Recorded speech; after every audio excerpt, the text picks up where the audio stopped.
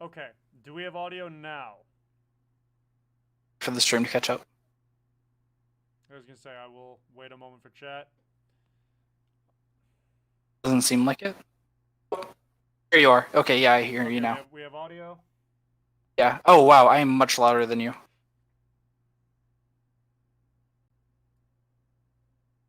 Okay, how about now?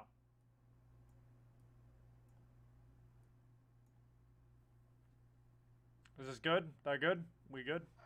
Second.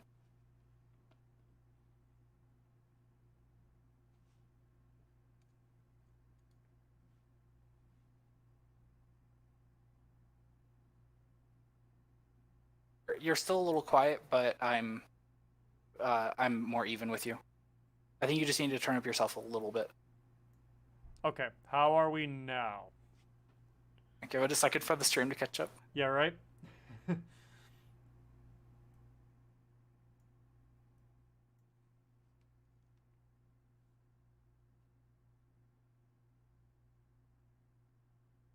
It's a bit. You might want to turn yourself up a little bit more.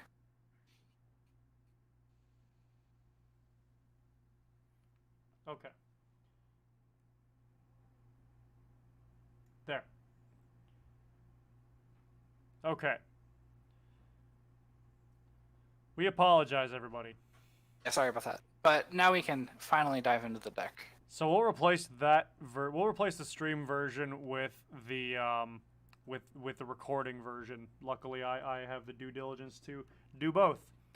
Um, I foresee these stupid issues that I cause. So let's try starting this again. Yeah. So this is a weird kind of Doga deck, and it's focused around Minwu. Right. And so, Ty, first thing that you see that's a bit off here, or that you are concerned about in this deck. Number one is the Prish, because the Prish just searches out Kamlanot and Aymeric. Mm-hmm. It's not targeting anything that good. It's both solid cards, but the thing is, like, you don't need to be running 3 Prish to do that. Right. Yeah, Cam really only exists to search chaos.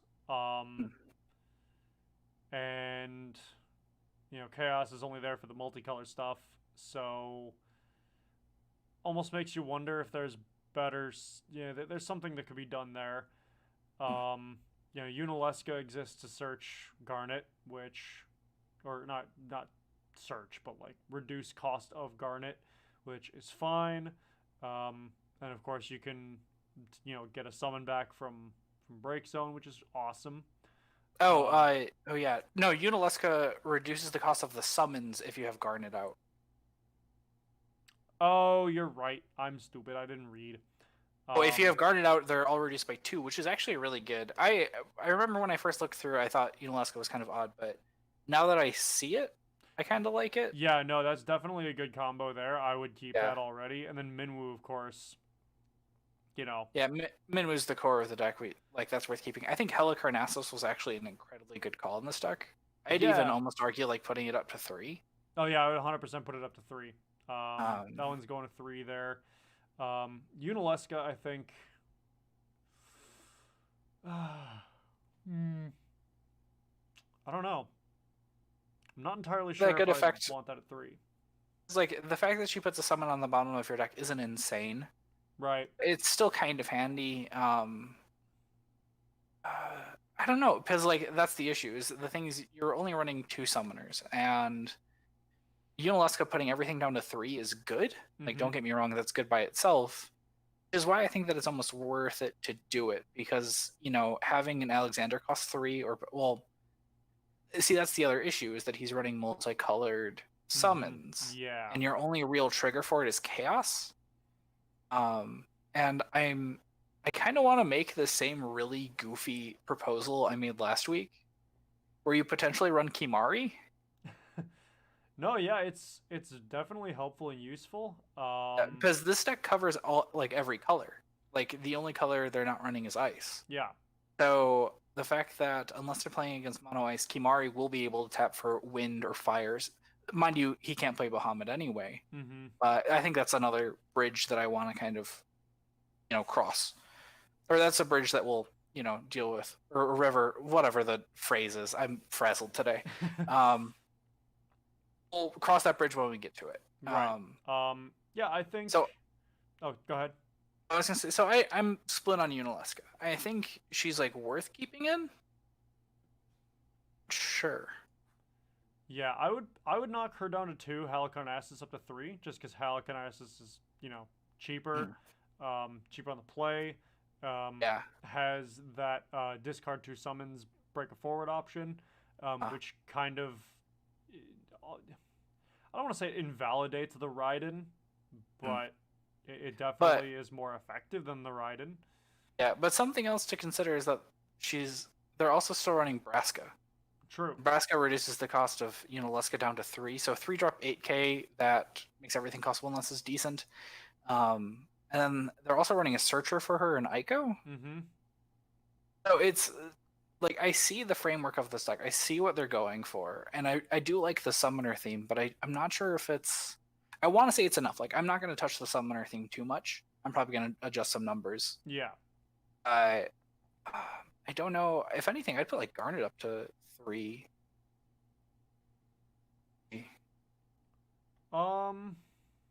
The thing is, it's just the randomly reveal a card, and then you would play a summon for free. Like, I think that's really good. I'll Garnet up to 3, Yunalesca down to 2. Mm-hmm. Like, because reducing the cost of your summons is good, but when you've got 2 cards that are like your main go-tos for it, that can just cast them for free. Yeah, definitely. I can agree with that. I also kind of want to throw an Aijido in here. Oh, yeah, that's definitely something. The second I looked at this deck, that was the first thing that came to mind. I was like, this deck should probably be running 2 or 3 Aijido. I think I would cut a Waka for an Aijido. I might even cut all the Wakas for Aijido. I'm trying to think, because I also want to throw in more Earth Forwards in. Right. That's kind of an issue that I see, is that he's running Psycom Enforcer, which is also kind of an odd choice, but that might just be like a meta choice. I like the Psycom like his Enforcer, local meta.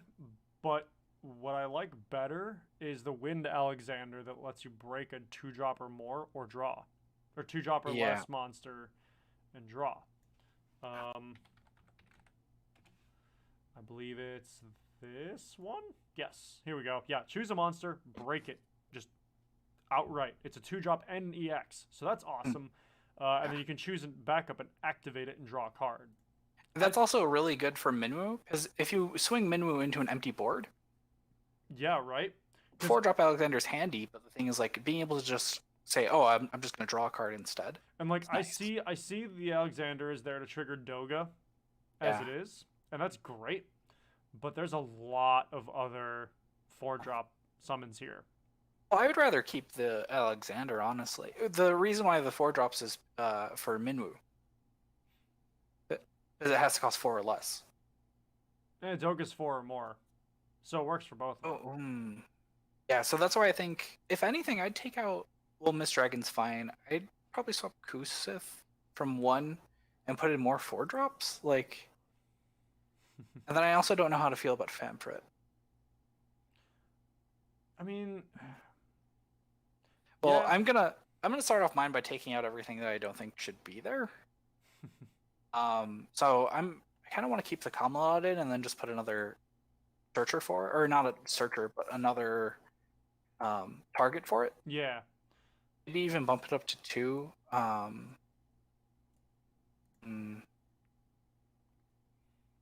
So what I think I'm doing here, I'm going to drop in one of the 2-drop Alexander. I'm going to knock the Psycom Enforcer down to 1, and I'm going to knock the Famfrit down to 1. Not bad. But what I'm also going to do, I want to replace that Famfrit with something to make sure we have a lot of summons still. So I'm not entirely sure how I would do that, though. So let me actually go here and boom, boom, boom, boom, boom, boom, boom. Oh, I just realized something. Something he can run is he can run Rydia. 5-drop Rydia. Yeah, but that increases the curve quite a lot. It does. Like that's the thing about this deck is Curve's he's high. making these like very swingy plays with this deck. Like he's I think it's worth it to run a like relatively high curve just so you can get like your value off of like your Rydia and stuff like that. Because like Rydia hitting Bahamut is like really good, or Rydia hitting Alexander or Raiden even is like very very good. I have issues with the Famfrit, but we'll get to that. Okay. But focusing just on the forwards for now, I'm gonna throw in 2 Rydias. I actually think what I'm gonna do to replace that Famfrit that I took out is throw in a 4-drop Cactar. Because look at this deck. How big of a rainbow is it? And how many colors can you throw in when you're casting it? At least 3. Or at most 3. Maybe 4 if you're going, you know, going crazy with Shantoto and Chaos. But the issue is that you don't want to cast Cactar for free. That's true, because then you do 0 damage, actually. Yeah, that's my issue, is that, like... That's a good point. Yeah. It's a fun card to, like, you know, pull a prank on someone, just be like, oh, I'm going to Cactar. It's like, well, you didn't pay for it, so... Yeah, right. Yeah. What would you say about the Banish Bahamut? Banish Bahamut. Choose a forward, deal at 8k. If it's put from field to break zone, remove it instead. I was thinking about that one. You know I love that card. Because the big thing is you just don't have any way of playing the current Bahamut normally, but at the same time you have so many ways to do it for free. Like once again, I threw in Rydia, so you have the option of Rydia, Minmu, and Garnet. I think it's borderline worth keeping.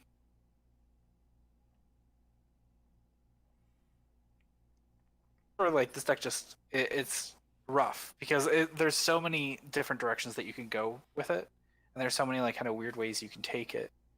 And then I also have another really weird, another really weird possible addition. Are you ready? Well, no, it doesn't work. I was gonna say 3-drop Shantoto.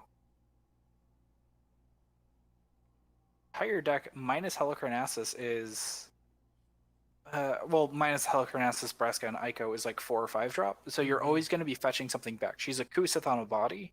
Right. But the problem is he's also running backup Shantotos, which is probably important in this deck. Yeah. So I'm actually trying to find... Yeah, I'm trying to find just a, like, kind of handy card for... like, a handy low-curve Earth forward, preferably. Yeah. I also wanted to kind of muse with the idea of running Gabranth, but I don't know how much Gabranth will do. He'll just be able to search Rydia and Camelot, but much else. Actually, now that I'm thinking about it, oh, Undead Princess is what I wanted to kind of pitch for it. Because if you're running a Jido, Undead Princess gives you a way to recur Jido, or to break your own Jido to get Undead Princess back. Yeah. It'll just kind of help kind of cycle things. It'll just kind of help keep your backup your backup lineup not as clogged. So I'm personally throwing in Undead Princesses. Else is an option. So I actually think what I'm going to do is knock off the Wakas. I'm going to put in the 3-drop Lightning Opus 1 Summoner. You can tap it, break it, and cast a summon of 6 or less without paying the cost from your hand. Huh. So it gives you the lightning to cast Raiden should you need to. You know, without the free summon, and it allows you to literally play any summon from your hand for less than its cost should you need to. Wait, is it a lightning card? It is a lightning card from Opus 1. See, that's the issue, is how are they going to play it? I mean, Chaos. Or well, yeah, ditch one, tap one. That's like my one issue, is that, like, can't rely on Chaos. No, and that's absolutely something not. That is weird about this deck. Yeah. No, what I'm actually thinking of is the backup Moogles that multicolor. Thinking about them too, a little bit. Because that was something that people used to run in Rydia decks, where you ran the Earth Moogle that could tap for lightning. Yeah. It gives him a way to play Raiden, but he still has to tap 4 to play Raiden.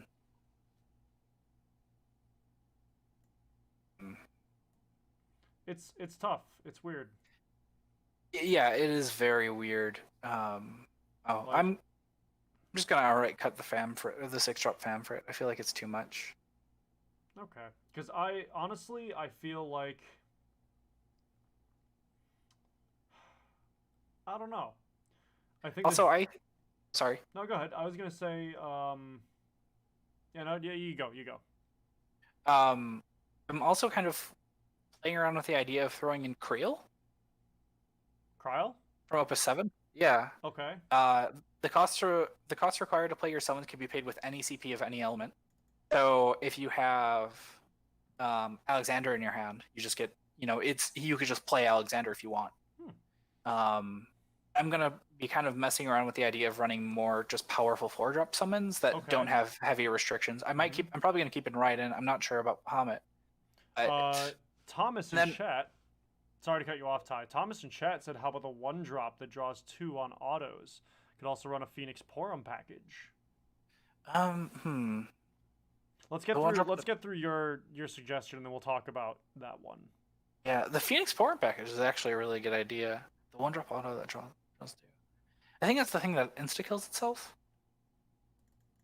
But yeah, so Creel, the reason I was kind of eyeing it is that it also has when you cast a summon, you choose a forward, it gains 1,000, and then if you have a summon clogging your hand, you can discard it to make her untargetable. Because like a big thing with this deck is that I think it's a good idea to be able to keep summons in your hand and just kind of use, because you get to use summons off the top of your deck with like Iridia.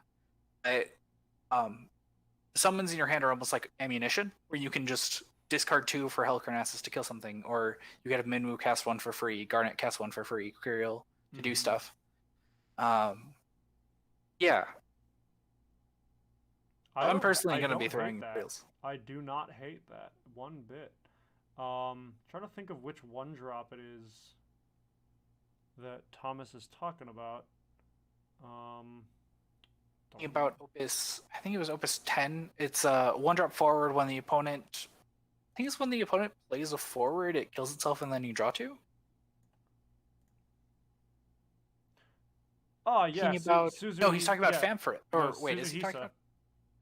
Okay. Suzuhisa, it's a 1-drop 1k from Type 0, Opus 10. Yeah, when opponent's auto ability triggers, put him in the break zone, draw 2 cards. That could be handy. I have mixed feelings on it because it's just a card that we don't really see, and I see the value of drawing 2, but you don't want to draw into it. You want it in your opening hand. True. Yeah. Well, that and the fact that literally any kind of power reduction immediately kills it. Yeah. So any of those board state checks that's not an auto ability kind of negates it. There's a lot of ways around this one. But it's definitely a back pocket option. Not the first thing I'd pick, but I do like the thought. The Phoenix Porum package, though. Yeah, that is definitely something. That is definitely something to keep our eye on. I'm actually gonna I'm gonna check on it right now. Yeah. Because the deck, you are able to run kind of whatever the hell you want in it. But to be able to have Porum, to be able to fetch back any summon that you already used, as well as have her with, as he said, the Phoenix pack, or the 4-drop Phoenix, is number 1. That's a card for Doga, so it triggers Doga. You get Porum back, and even if you don't have Valifor, even just that kind of like wide damage of, I think it's 2k? Let me look it up. Like that's still something that if you're running in with your Minwu, they won't be able to have a clean trade off of that. Yep. The Opus 3, yeah, it's a 4-drop. Yeah, that actually works really well. I'm gonna throw in 2 of those. Right now, I'm just trying to like overload the deck, and then I want to slim it down later. that's how I build decks, man. That's what I do. Yeah.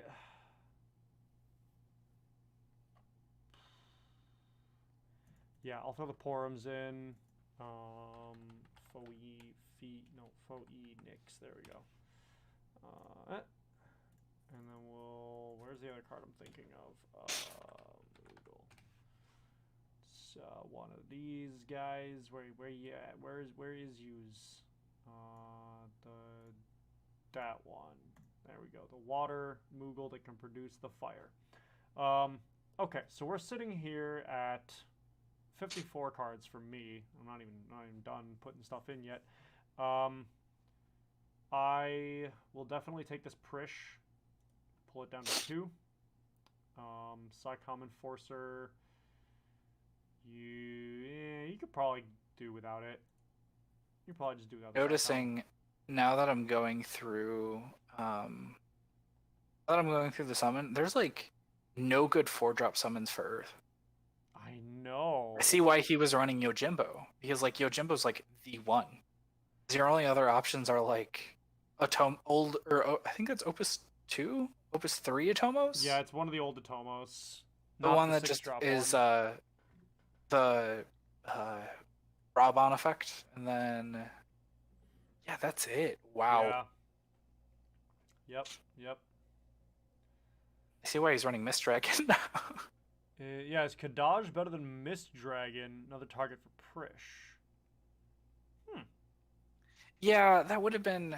Actually, though, that would have been a good target for Prish, but like that's just my issue is that. So, what makes me feel weird about that one? Kadaj is an awesome card. Yeah. And I still don't really know how I feel about Amerik. As good of a card as it is. I cut it. I that was like literally the first card that I was like, you're gone. I love this card for its like isolated Minwu effect, and because you can't have the backup Minwu, right? Yeah. Because you have the forward one. So, I mean, I'm torn on it because if you cut Amerik, you can cut Prish. If you cut Prish, you have a lot more room to do other stuff. But then what do you replace it with? Because, like, yeah, you'll have Kryl. But without Prish and Kryl, your whole forward lineup is water.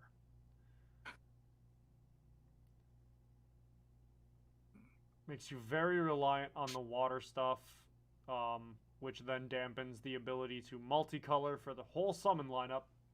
Yeah, but yeah, because like the way that I look at it is like for the summon lineup, you're not playing those summons; you're casting them for free. Yeah. With the exception of like Mist Dragon. And then everything else, like for example, the 4-drop Phoenix is what you can use Chaos for, and Chaos is going to be handy in that respect. But like I don't know, just kind of how I imagine this deck, like I said before, is like kind of like a gun, because your hand is like the ammo, and like Minwu, Garnet, and Rydia are like the barrel. Like that's what's kind of shooting out these summons, and you're trying to just keep the summons in your hand. And then Ajido. Ajido is another card that it's your primary way to kind of cheat in these summons. Right. Which on the topic, I'm throwing Ajidos in right now. Yeah.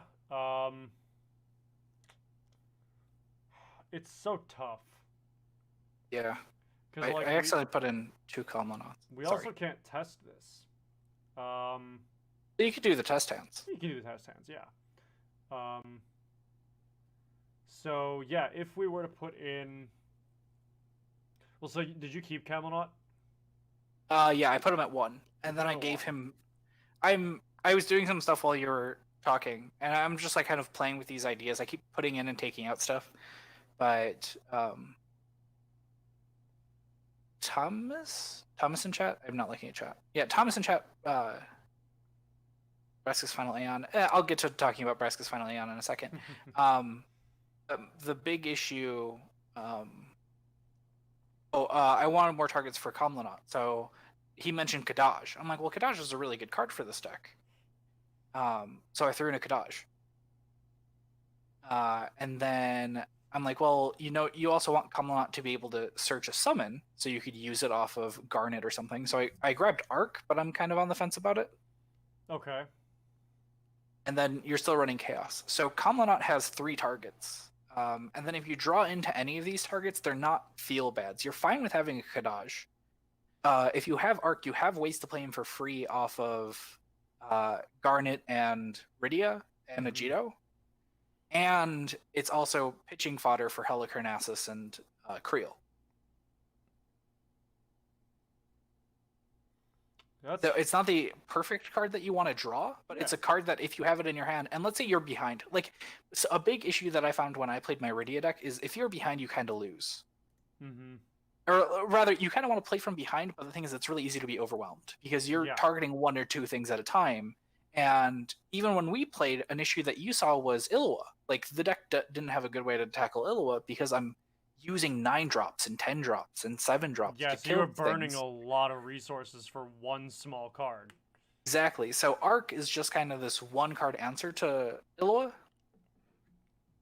And it's not the best answer, but being able to Arc and then draw like 2 or 3 off of it. Let's say the other person's playing like Mono Fire, and they just put down like Terra, Vraska's Final Aeon, and I don't know, Archangel. If you Arc, they lose 2 and you draw 2, and then they can't block with Vraskas. Yeah. But let's look at Vraskas, because I think Vraska could only be used off of forwards. Issue with Vraska. Vraska's Final Aeon attacks or is chosen by opponent's abilities or summons. Choose up to 1 forward they control. Deal it a 10k. This damage cannot be reduced. Discard Vraska's Final Aeon. Choose a forward. Deal a 10k. You can only use this ability if you control 2 or more job summoner forwards, and if this card's in your hand. Yeah, I have. Let's say you still run. So I have 1 Yunalesca. I cut her down to 1. So 1 Yunalesca, 3 Garnet, and then 2 Rydia are your summoners. So you've got 6. I'm just not sure if that's consistent enough.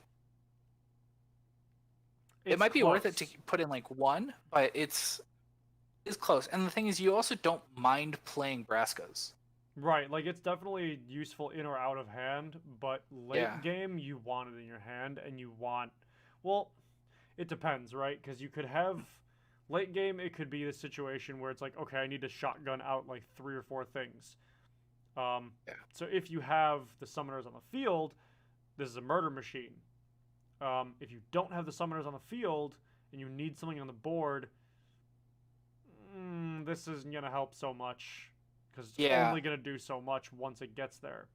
Yeah, but at the same time, you do have if you've kept Kusith in the build, there's ways to recur it. So you could literally just Vraska's Kusith to add Vraska's back Vraska again. Yeah, it is Is the second line unnegatable? It doesn't say anything about cancellation or negation. Okay, so the second line is cancelable, but it's still like negatable. But that's still good. Like it's probably worth it as like a 1 of, but I wouldn't put it as much more than that. Yeah, it's an iffy 1 of for me. Yeah, Thomas, you can cast it with the Moogle and the fire summons. I'm not sure if I'll keep the Moogles though. I do like them. Their multicolor utility is great, and I'm going to reduce this backup lineup down to less than 20. That's the thing though. Like this summoner, I'm not sure. Your summon lineup's at 15. Yeah.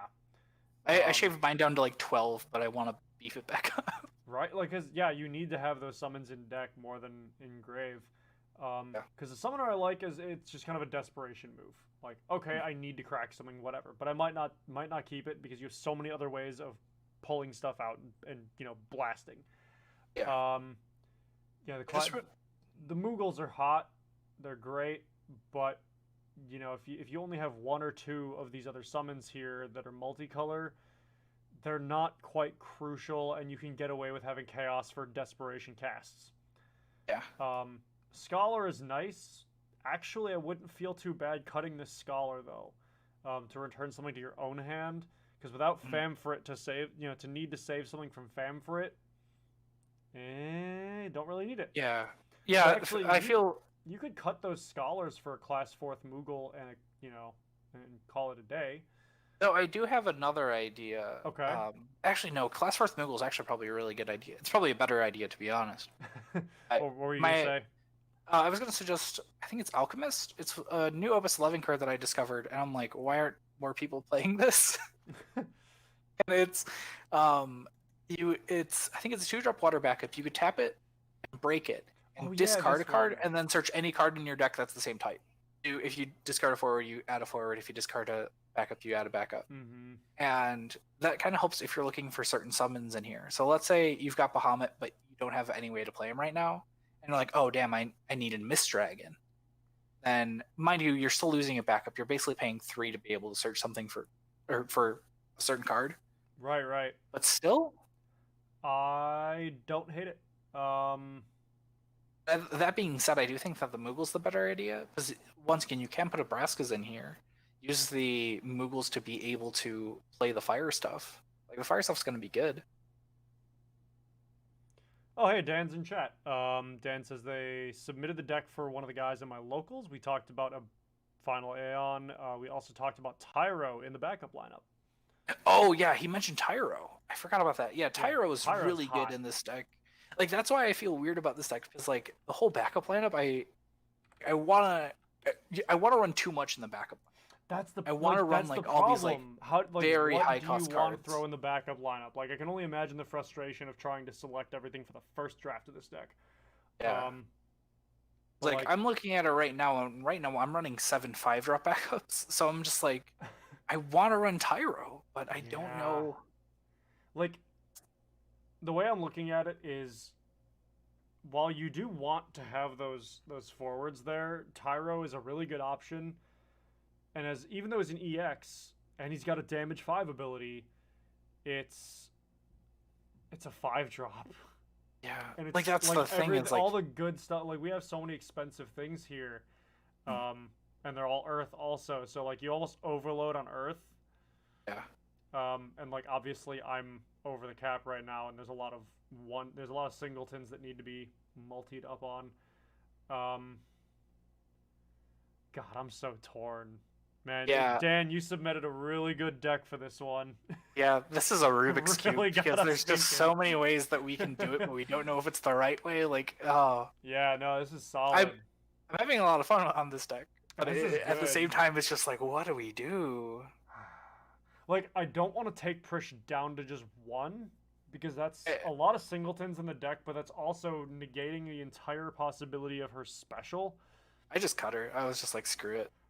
I mean, yeah, I guess. Special's okay, but it's like the way that I look at Prish is that Prish, you only need Prish if you desperately need to search something.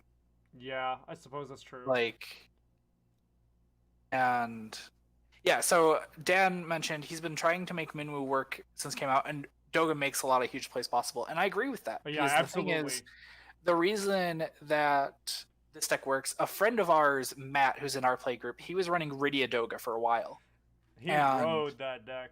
He rode that deck. He loves that deck, and it's a lot of fun to play against. But the thing is, eating like a Bahamut and then losing a backup really hurts. So to have this kind of streamlined version of the deck, where you have everything in that Minwu range, but also in that Doga range, where you don't have to worry about hitting Rydia, like that's what I really like about this deck, and that's what I want to push with this deck is being Yeah. able to play those 4-drop summons to get the Doga, to get that dream sequence, because it's not an impossible dream sequence. It's not an impossible goal. It's not the dream scenario. It's something that this deck can realistically do. Yeah.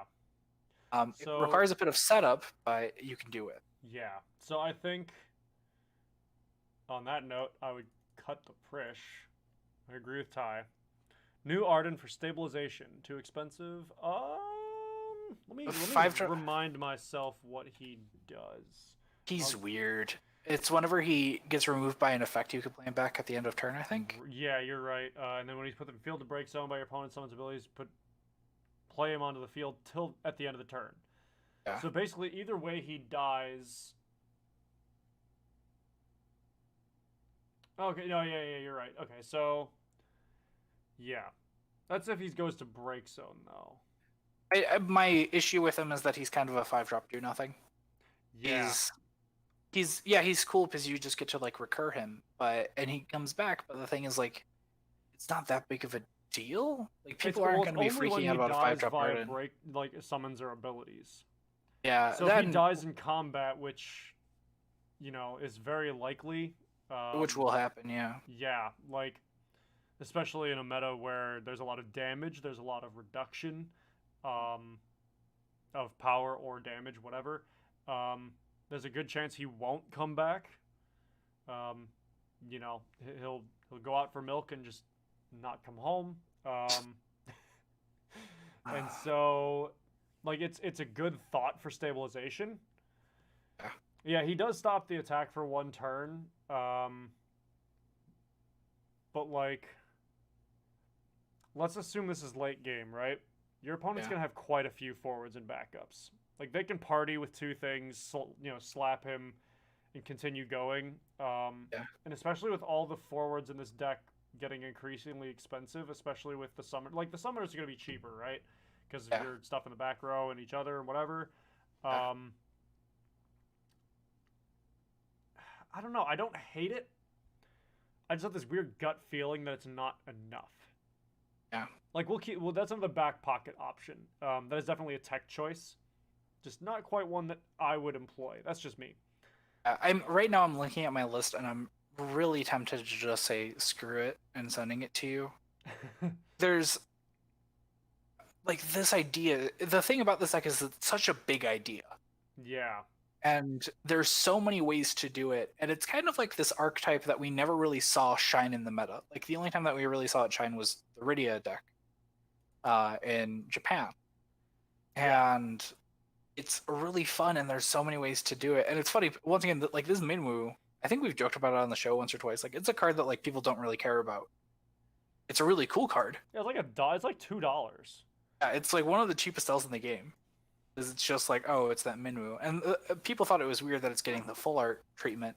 But I feel like it is still a card that can see some interesting play. Then on top of that, when you play him, you get to basically draw one. You get to draw a summon. Ty, I was wrong. I was so very wrong. He's $250 on the median right now. That's too rich for my blood. Right, yeah. Are you telling me I have to pay $7 for a playset? I'm a Final Fantasy player. I don't put money into things. No, the only thing that I buy is foil Sephiroths. You mean full art Sephiroths?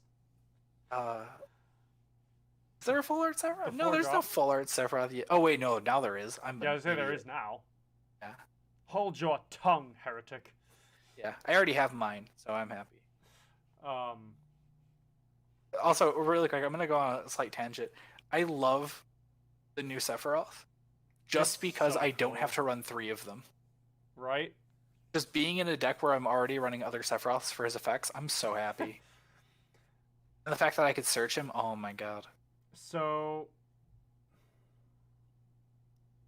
I'm gonna cut Doga in the back row down to 2. Not a terrible idea. Because consistency of drawing is great. Yeah.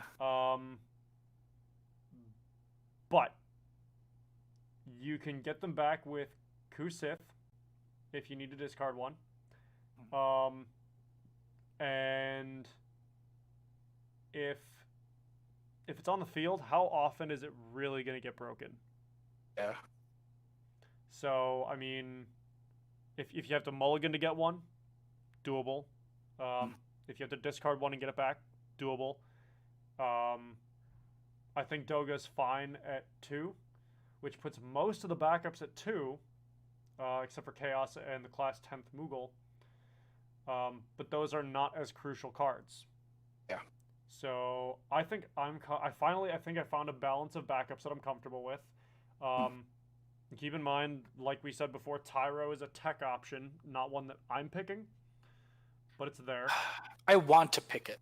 That's my issue. Is I want it. Right. Yeah. I think I've got a finalized list.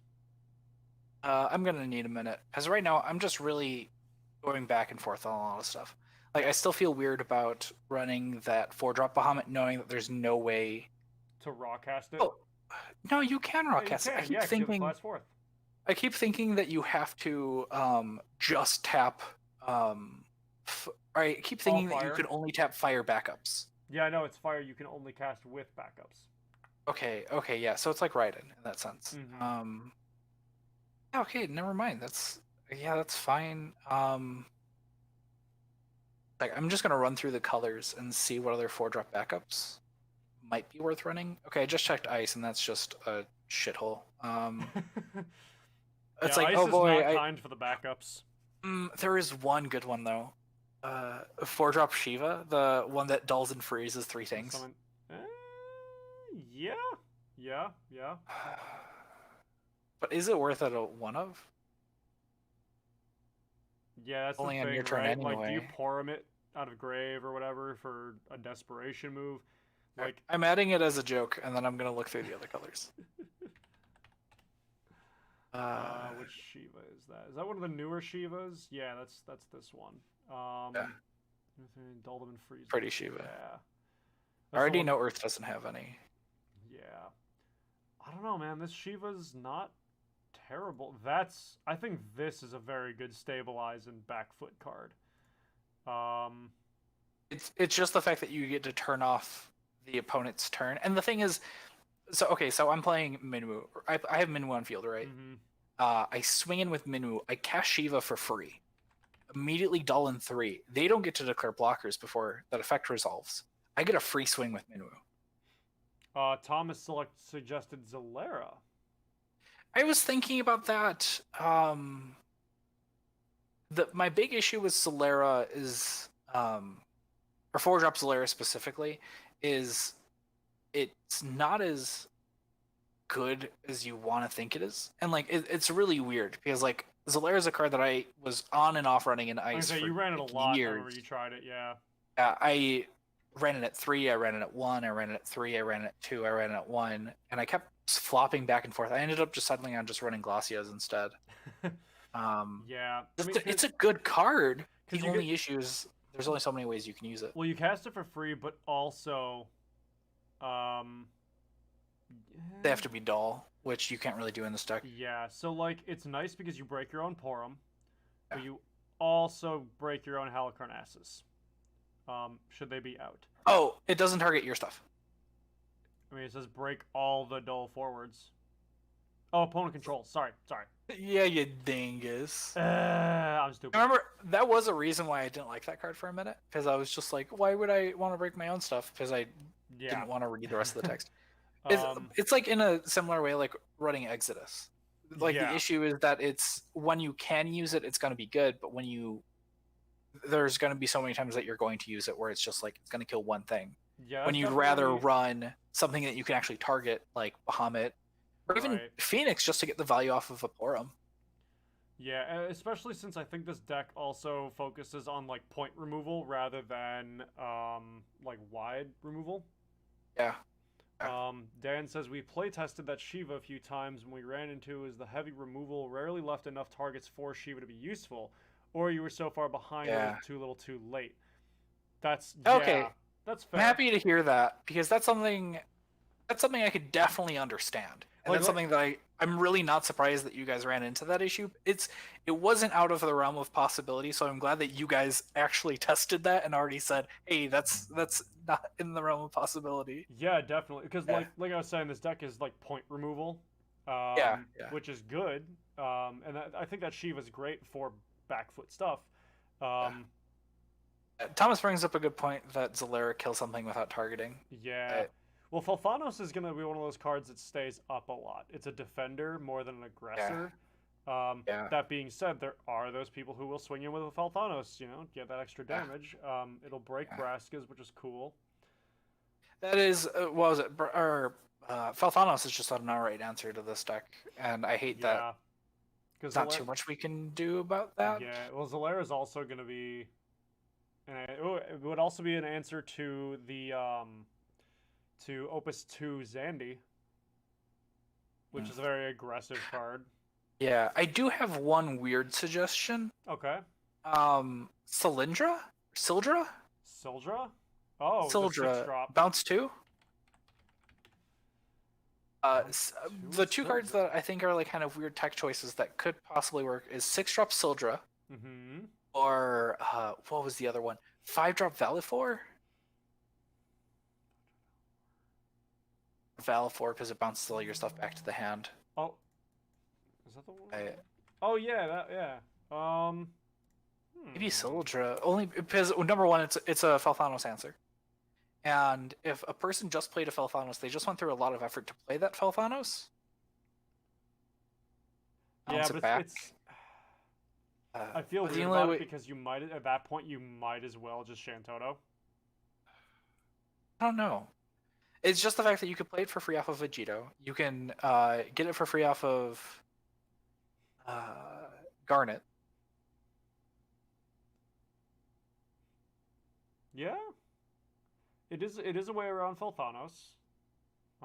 Like I hate that Falthanos is such a good card that we have to talk about it like this, of being like, oh wait, this deck doesn't have a Falthanos answer. We need to put in a Falthanos answer. Right. No, I feel you. Dang. I put Porum into my build, so Famfrit is or a 3-drop Famfrit's also an option. It just doesn't trigger Doga. Yeah, I think. Man, it's so tough. Yeah. Ugh. Actually, I'm gonna take out the Shiva. I'm gonna put it in Sildra. I think that's just one of the. I don't think it's a good card. I don't think it's like this insane card, but it's an answer to Falthanos.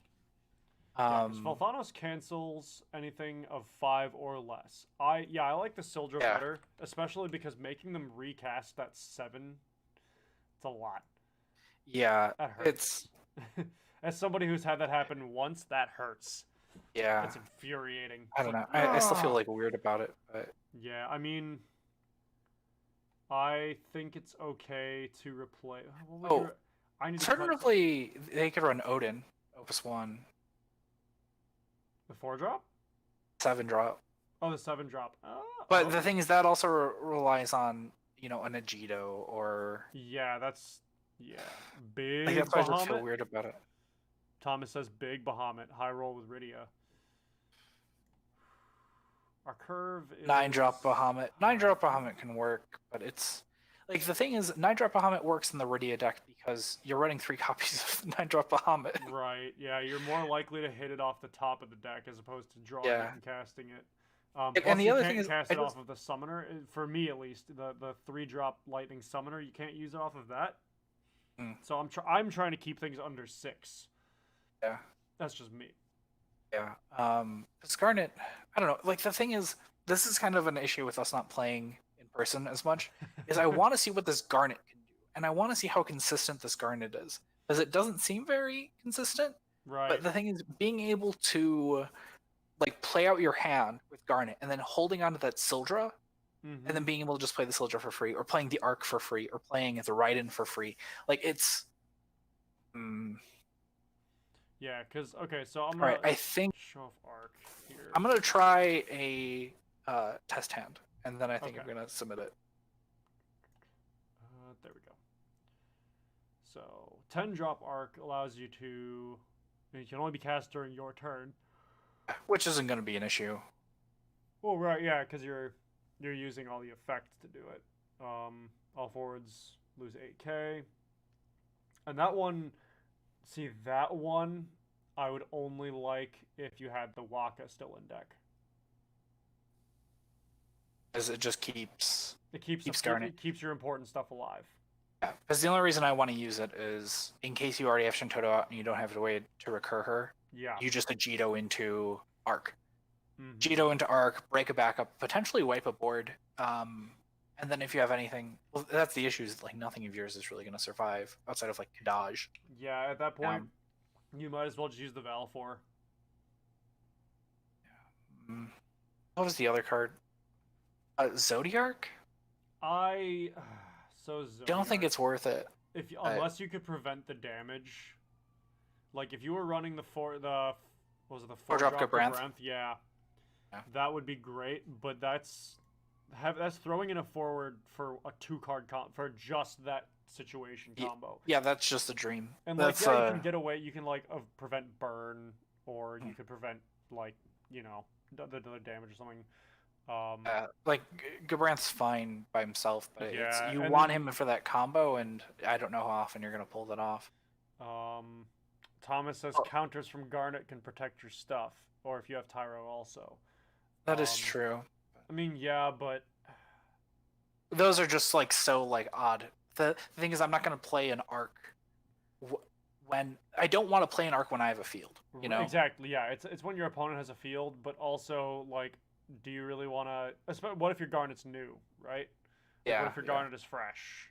You don't Well, want to. she could survive herself because if you cast the arc, Well, you she catch, puts a yeah, you counter on get the herself. guard, yeah, then she, yeah. So, but it, It's weird. It's so weird. yeah, it. So, Dan, if you're still in chat, like, we love the summoner package, we love Yeah. the idea. There's just so much to consider. I actually kept it in, to be honest. No, I did too. Like, Yeah. it's a really good improvement on the Rydia formula. Yeah. Actually, yeah. Okay, I think I'm gonna pull the trigger. I'm gonna submit, and then I'm going to test or Okay. run test hands. Okay. Yeah, I think I'm comfortable with the way this is. Like, oh, I need to remove one character. Try. So this, let's see. This hand is playable. The first hand I tested has Porum Bahamut or Porum Phoenix combo in it. That's awesome. Well, let's say I'm going second and I draw two. So my opening hand after drawing two is Helicarnassus, Shintoto, Chaos, Phoenix, Porum, Jito Marajito, and Bahamut. So first thing I'd probably do is pitch Bahamut or Chaos. Just so I have that one drop out. And then pass. And then let's say I draw two more. Creel and Alexander. Discard Helicarnassus and probably... that's the thing is like this is such an interactive deck that it's really hard to tell like what you're supposed to do. Like it's going to be very reactive. Yeah. Look at that. So Draw two Toga. My first sample hand. Let's assume I'm going second. I have, if I go second, oh, then I get two cards. So I get Star Sybil, Porum, Unalesca, Kryl, Alexander, 4-drop, Garnet, and Star Sybil. Yeah, I'm doing like mulligan hands of this, and I keep running into just like these really weird hands. Another issue is that you're only running 3 2-drops. Yeah. And you're not really running any 4-drops. I have a few more 2-drops than you. I think I have 4 2-drop backups. I don't know how many you have. I'm at 3. Okay, so yeah. The question is, do you just grip it or do you just say screw it and then just play a 5-drop first turn? Like it's.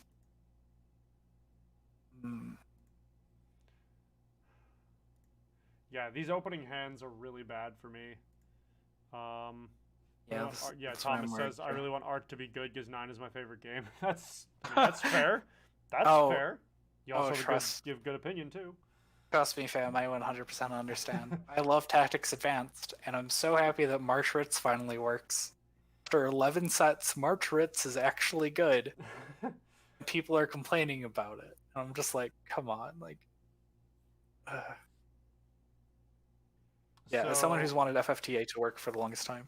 Yeah, so it took 6 or 7 test hands, and I finally got a 2-drop in my opening hand. Yeah. And then I got 2 Icos, assuming I go second.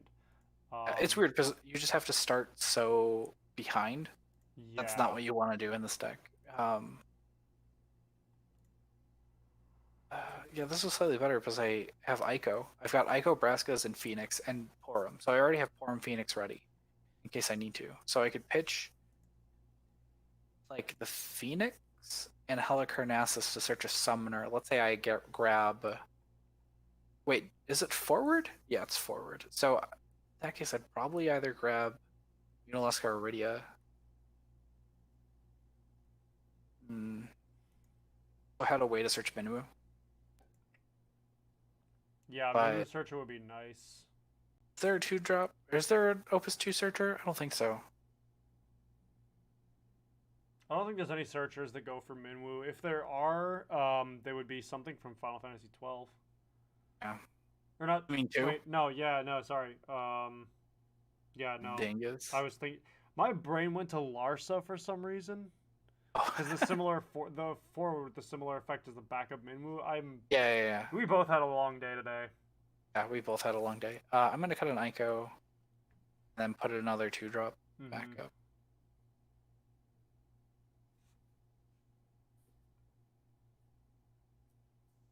Yeah, the EX is great and the effect is great. But you just want a 2-drop backup. I don't know. I might even say 4-drop water searcher. Yeah, that's a thing.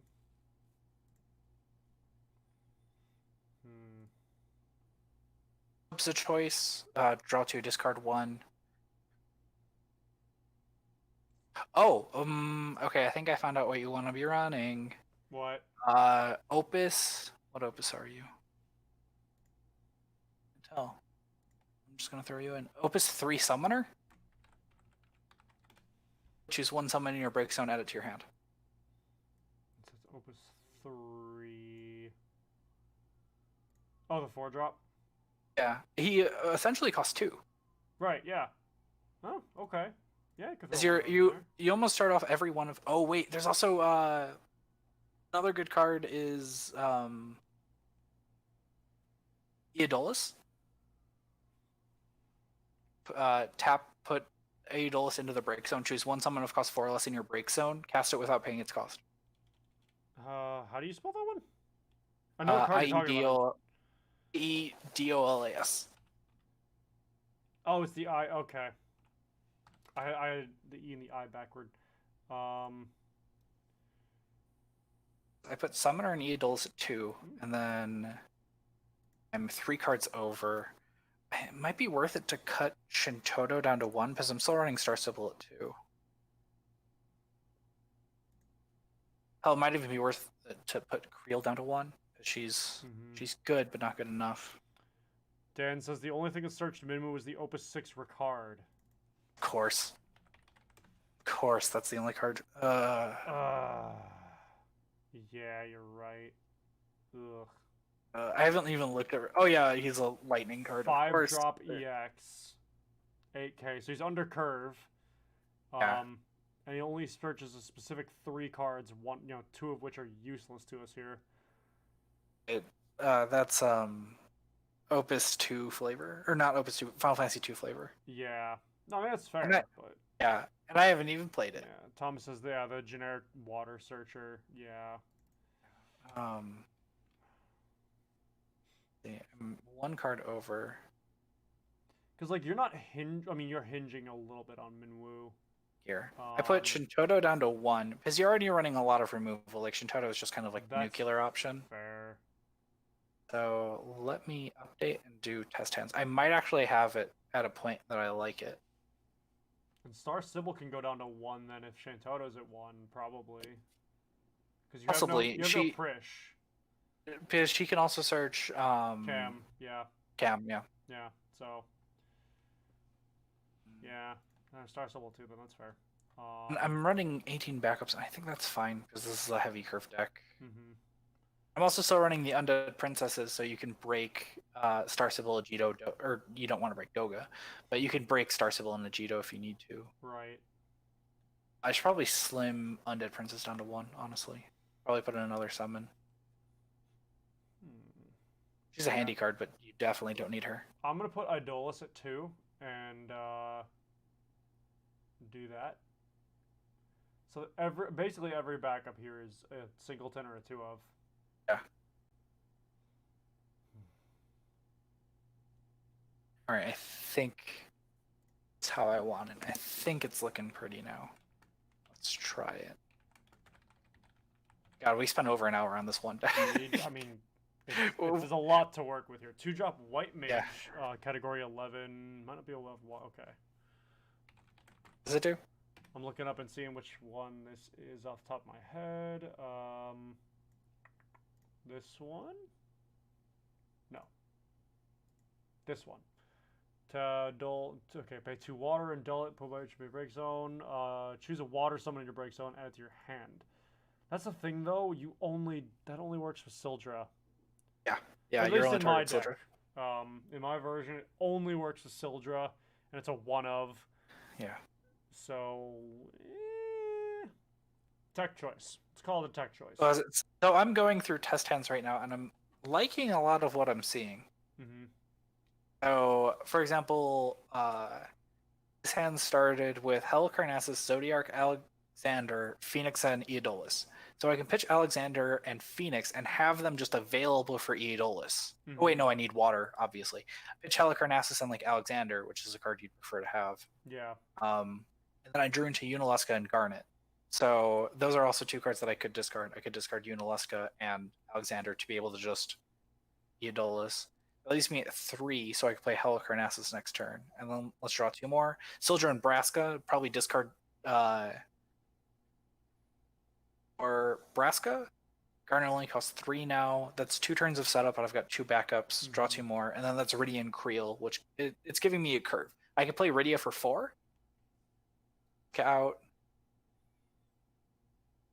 Thomas says. Okay, I think I. Oh, go ahead. I was gonna say I think I have it in a good place. Okay, yeah. Thomas says the white mage can be searched for the star symbol because it's category 11. I think we're comfortable with the water though in the backup. Yeah, I don't care too much about searching. Yeah, like each of these is fine. Like you don't want to overload on one color. Like, you know, star symbol's gonna break herself some point, I'm sure. And like the Moogles, you're gonna tune your backup lineup to what you need, but you also have chaos no matter what to color fix. Summoner breaks itself, as does Eodolus. So you have enough breaking itself to get rid of things. I don't think having that much water is crucial. It'll be a pretty good balance of the 2 main backup colors here. Yeah, I'm seeing some better test hands with this. Like, you're going to overpay for some stuff, but you're not going to really end up on that bad of a back foot. The thing is, you don't mind pitching 2 for Summoner or pitching 2 for Eodolus because you're getting the value out of them eventually. With the Summoner, you're getting the value back immediately of adding a card back to your hand. Yeah, like you always have a summon in your hand in every test hand, basically, that I've done. Also, let's say you draw, let's say you've got like Sildra and Phoenix in hand, but you need Alexander right now to kill the opponent's Doga or something. Like, Summoner gives you that option. Summoner just lets you choose what you want to have in your hand for Minwu, and that's why I think he's really good. And then Eodolus is for, I'm going to Minwu, get this card, and then I'm going to Eodolus get this card again for free. So being able to just just being able to double Bahamut someone, or double Alexander someone, or double Raiden someone, get 2 effects off of Mist Dragon. Would Vincent be better than the princess for breaking Toto and Ajido? Actually, you know what? Yeah. Yeah, I really liked Undead Princess, but the thing is, the only reason I put it in is because my mind immediately went to my Rydia build. Yeah. But no, that Vincent's a much better choice. I'm a little sad I didn't think of that. Talking about the new one, right? Yeah. Yeah, that's what I thought. Okay. I assume so. Yeah. No, that's a lot better. Because the thing is, if you need to play another Ajido, that Vincent's better. Because that Vincent's killing something.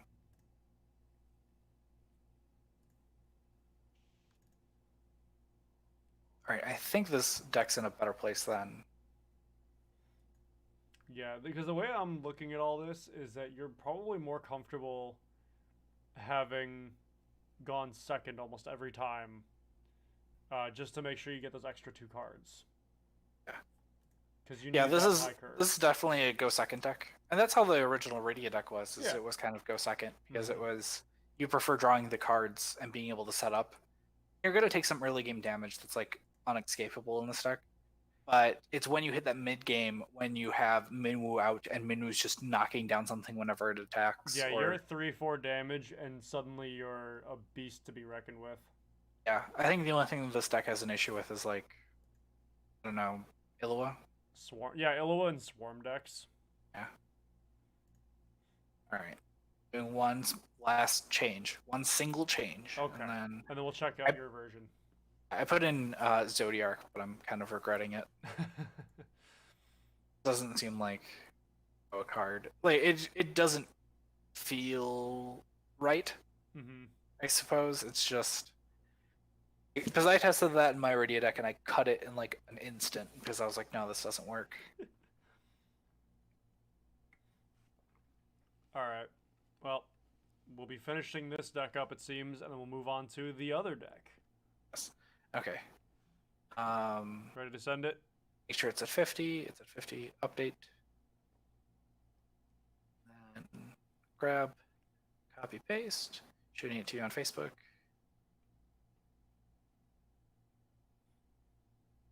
Ew, Facebook. Aren't you using Twitter like all the hip, cool teens these days?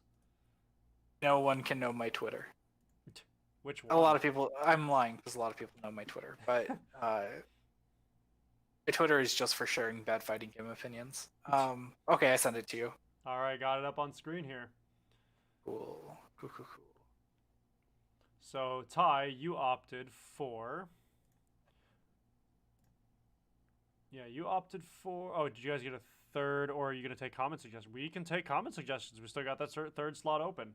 Yeah, feel free to throw us FF decks Yeah, let's see it. if you want us to take a peek at it. Yep.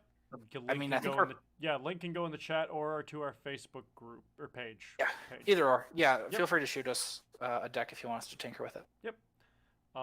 So Ty, you put Halkinas as a 3, Porb at 2. You threw in the Vincent. For those who need the reference here, one of the more recent Vincents, not the most recent. Wow, that card got cheap. But then you kept, obviously Minwoo High, Kryl. Oh, you kept Kryl at 1.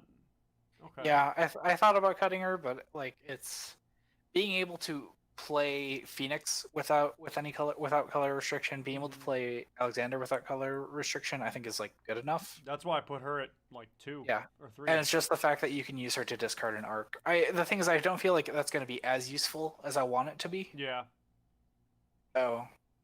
Fair. So yeah, then you put Garnet at 3. We can agree on that. Yunalesca, I kept her. What did I keep her at 2? Yeah, I kept her at 2. I put her at 1. Like it's. Yeah. You don't care about the summon decrease that much. Yeah, but you threw in the Rydia and you threw in the Kadaj, which I think are good options. Yeah. Those both are very valid suggestions here. Not what I would go with, but I mean, you have solid reasoning for it. Can't argue it. Because Thomas mentioned like the idea of using Arden to just kind of push off a turn, but I found out that Kadaj does that by himself. Like. Yeah, Kadaj, the fear of him coming back in. Just to hark back to the Summoner's Cup, I came in 4th, and not to brag, but like Kadaj was just such a deterrent, and it's such a card that like when someone sees that on the field, they're like, "What do I do about that?" I mean, even in our test games, like it took me a bit to figure it out. Like I eventually did figure it out, but like it's one of those cards that definitely puts, I wouldn't say newer players, but like it's got that shock value. It's got that momentary terror of, oh crap, it's Kadaj.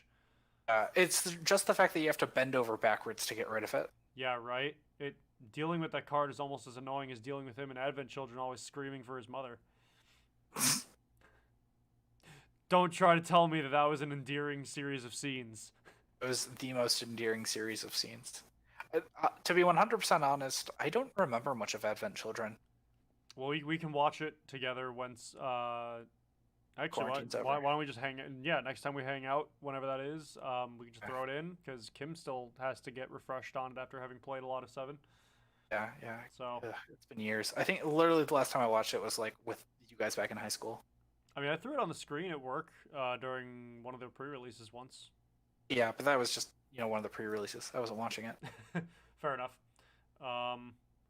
Summoner, yeah, that was the one in Elmhurst. That's the Summoners Cup 1 for Illinois, because the second one got indefinitely pushed back due to certain viral infections. Oh yeah, I forgot. YouTube doesn't like it when you say that. Yeah. Oh. So, but yeah, that was the Summoners Cup. But yeah, so Ty, you kept in the mystery. You actually kept it more consistent with the small. You kept it smaller and more consistent with the summon lineup here. You got the two Mist Dragons, the two Phoenix, the two Bahamets, two Alexander, three Raiden, one Soldier, and one Arc for 13 summons. The big thing with like Raiden is that it's just just break a forward. That's just so good. That's nasty. It sucks that you like have to cheat it out, but still. Yeah, I like to get the summon lineup a little bit higher just so you had a better chance of always hitting something. I mean, 3 summons isn't that drastic of a delta there. But I think it's just a little bit more consistent so you can at least, have them in the break zone for Idolus or, have something in hand for Summoner or for the Minwu effect or literally anything. Because it's all summons. But then, Ty, you had the backup lineup. Also at 18 backups, you had the 1 Chaos, the Class 4th Mughals, Braska Ico Summoner, Idolus. So you kept the 4-drop Water Summoner, and I kept the 3-drop Lightning Summoner. I don't know. It's just, I don't think that the Lightning Summoner, in my opinion, is kind of a pipe dream. It just seems a little unrealistic. What I didn't like... So I like it because you can cast from, your hand without paying cost, which is great, for 6 or less, which is everything. But Summoner also just sits on the field and does nothing, so you need the Vincent to clear and move. Yeah. So yeah, it's a little bit weird to put the Summoner out, but you have ways of doing it. You just want backups. Like this deck has a high curve. Exactly. Yeah, getting the backups is huge. So having that plus of getting it back, that's cool. That's good. But since I have a little bit few more backups or few more summons words, I'm not as concerned about getting them back from the grave. But then you had Aijido, Doga, and Shantoto. My only difference is I kept the Star Sybil. No, hold on. We both did that. What did I keep different? Oh yeah, the Class 10th Moogle is in there as well. Yeah. So our backups are similar. Dan, go ahead and take inspiration from either one or both. We'll shoot you the next via PM. Yeah, we hope you we hope you are, we hope you find our input useful. Let's put it that way. I hope that at least one of the cards that we suggest sticks, where you're just like, oh wow, that's cool. Like there's that's all I aim for is just that, like at least one card where you're like, oh yeah, I should run that. Yeah, there are so many tech options here, so many. To optimize this, we'd hit Opus 13 by the time you finished optimizing, because it's such a broad range of options. Yeah. So we'll log on to the Shantoto Cast page and shoot them back at you after the stream. But Ty, I think we're good to move forward. Give me 1 minute. I'm gonna grab something to drink really quick. Okay. Cool. So here's the part where Eric is left solo, and I have to entertain you all. So would you guys rather see cat pics or would you rather see I don't know, what do I have available? I don't know. Finding that video of me hurting myself 3-4 summers ago would probably be kind of hard. I never downloaded it. I have it. All right, crack it a cold one. Oh, Ty's back. Yeah, cool. I don't have to show you guys anything. Yeah. Ooh, yeah. I bought a 12-pack of Angry Orchard. Oh, nice. For cooking, oddly enough. Really? I made beer brats, and they were amazing. Beer brats with cider? Yeah. A coworker of mine told me about it. He was like, "Oh yeah, just boil Angry Orchard in half an onion, and then throw brats in it." I'm like, "That's ridiculous. I'm gonna try that." And it was really good, actually. I've had beer brats. My mom used to make pretty good ones, but that was the only brats I typically liked. Yeah. But with cider. Yeah. Okay, you're gonna have to cook that next time we hang. Oh yeah, next time we hang, I'll grab You cut off what? Oh no, sorry, I just saw Dan's messages. Okay. But yeah, it's what was I saying? Yeah, but yeah, it worked out. It gave the brats like a really good flavor. It made the onions taste really good. Like the Oh yeah, onions, I like can imagine the onions got a lot of kick to them after that. they were like unrecognizable. Like they had Nice. such like this kind of like apple flavor to them. Like oh my Ooh. god, it came out really good. Kim and I made our own sushi burritos today. Ooh, fun. Kim went to H Mart down the road. They're not taking cash right now, by the way. That doesn't surprise Understand? me. Yeah, she said it, and I'm like, what? I'm like, oh yeah, right. Yeah. That turned out okay. It's pretty good. Just a learning experience of how to make sushi and burritos. Okay, you ready for Um, Chaos Reigns? yeah, Anarchy Reigns? let's do it. Yeah, glad you had the. You're glad you enjoyed the feedback, Dan. I'd love to hear back later about how these perform when when the option to test them becomes available once more. And moving on, though, we have Chaos Reigns from a player in our local group, Mariano. I don't think he's in chat, but That's okay. so this is a lot. Just like Yeah. looking at it right now, it's a lot. Yeah, there's a lot going on here. I actually kind of forgot some of the suggestions I was going to make when we looked at this a few days ago. So I got to kind of reevaluate. That's how much of a lot this deck is. It's so from what I understand, I'm gonna bring up the message he sent me, Okay. so I can read it out. Sure. But it's a primarily Une deck. Like the whole thing is just to get as much like value off of an Une as possible. Which is why he's running cards like 4-drop Sephiroth and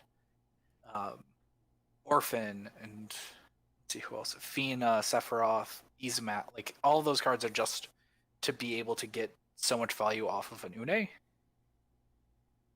And then he also wanted like Chaos. So he's using 1-drop Chaos as well as a bunch of targets for that 1-drop Chaos, and then Lich and Tiamat to be able to search it out. And we have our thoughts about this deck. Let me see if I could find about it. Looks like he just put it into FF chat, so I can't find it. The idea of it is it's basically a Une deck. Really flavorful. That I have to say this is that we're doing a Doga deck and an Une deck.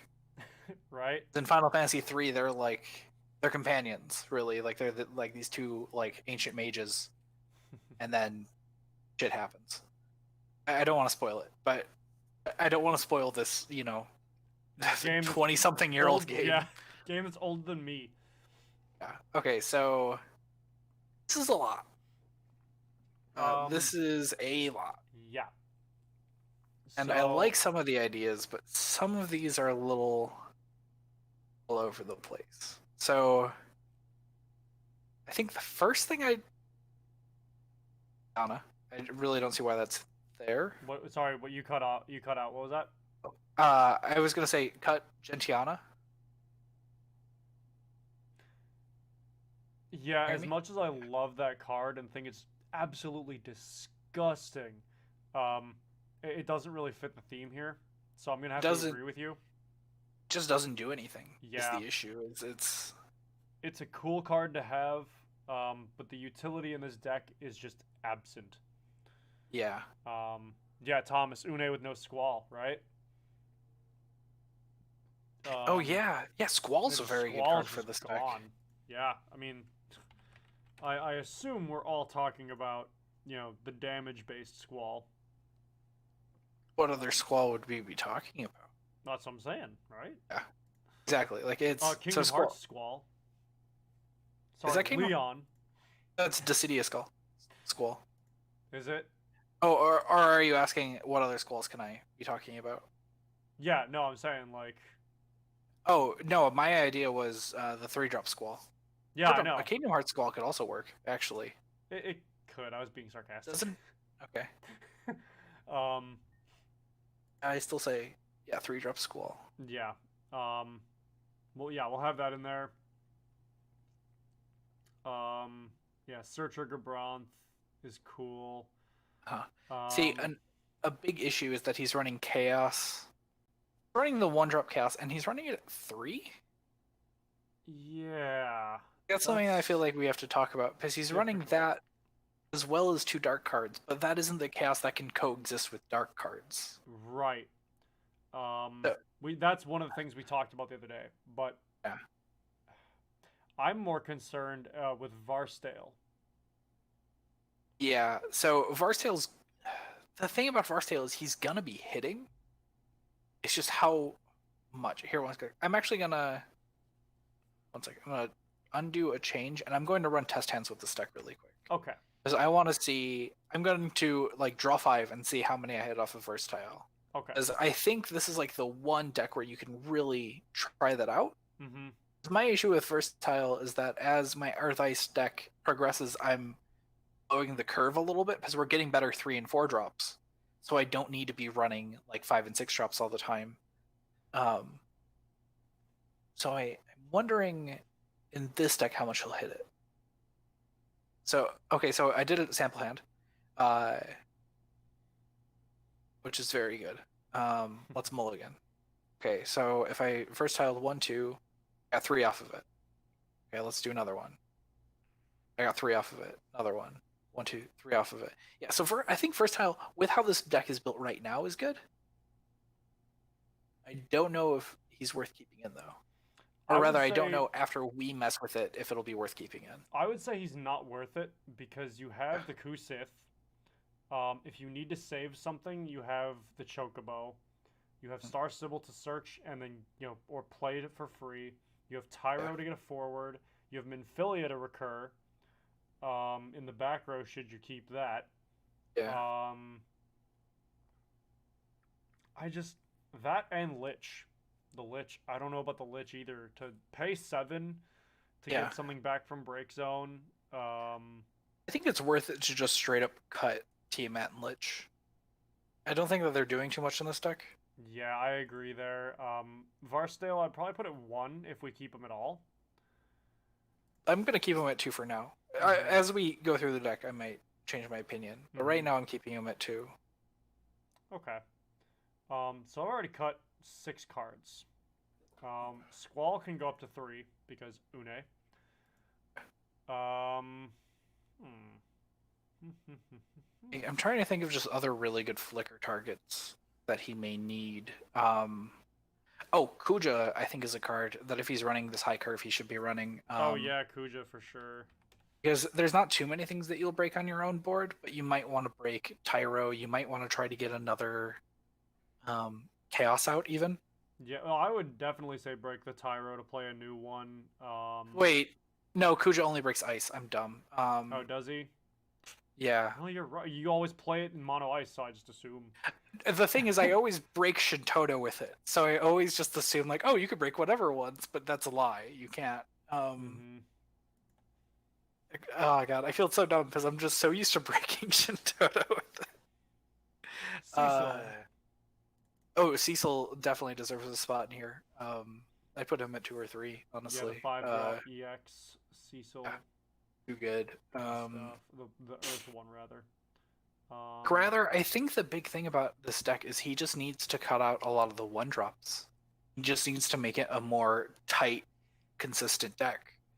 Because you want to be able to recur the same things. You want to recur the big boys. Like, running 3 of the 7-drop Sephiroth is fine, and it's good. It's just how... is 5-drop Orphan really what you want to recur? Or is Versatile... Versatile's fine because you get value off of him. And, like, you want to recur Fina. Izumet's fine. But, like, cards like the Tiamat and the Lich, like, you don't want to recur. Yeah. That's the big thing I want to focus on this deck. And then I also want to focus on the summon lineup, and then we'll talk about the backups a little bit, too. Yeah, because the summons, I actually do like... So I know Mariano really enjoys the Brave idea. Some people really like Haste, some like, Untargetable, some like whatever. He really likes Brave. So this Exodus, solid choice for that.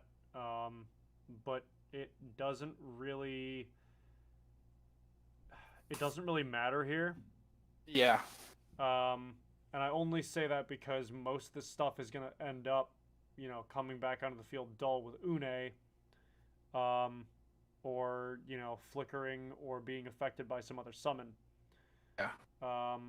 It's also why I would cut the Chocobo summon because yeah, Lich, if you flicker it, it's another Kusith, which is cool. It's a Kusith that you have to pay for. Yeah, you have to pay a lot for. The thing is, you have to flicker and then pay 3. 2. Oh yeah, he's 2. Tiamat's 3. Is Tiamat 3? Tiamat's 2 wind and 1. And I think it breaks you're 5 right. drop. It is 3. Yeah. Yeah. Yeah, the Lich is 2. Yeah.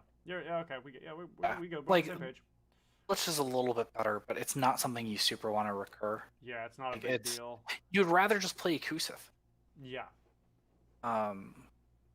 So not 100% sure how I feel about the Chocobo. Yeah. So I'd cut that. Sorry. Yeah. Go ahead. Because like Chocobo getting first, like this is why I feel weird about it. Because like just Chocobo on anything's fine. Like it's not bad. Like being able to Fina and then untap Chocobo to add back Fina, play Fina again. Like that's a cool idea. And on top of that, Chocobo kind of saves things that are about to die. So if you're about to chump block with Sephiroth, or if they're about to target Sephiroth, oh god, it's weird because like a lot of things in this deck, I'm like, oh, they shouldn't do that. Well, maybe they should do that. Okay, they should do that. Like it's, I'm going so back and forth on all of these, and I'm just like so conflicted. So, I like the forwards kind of where they are.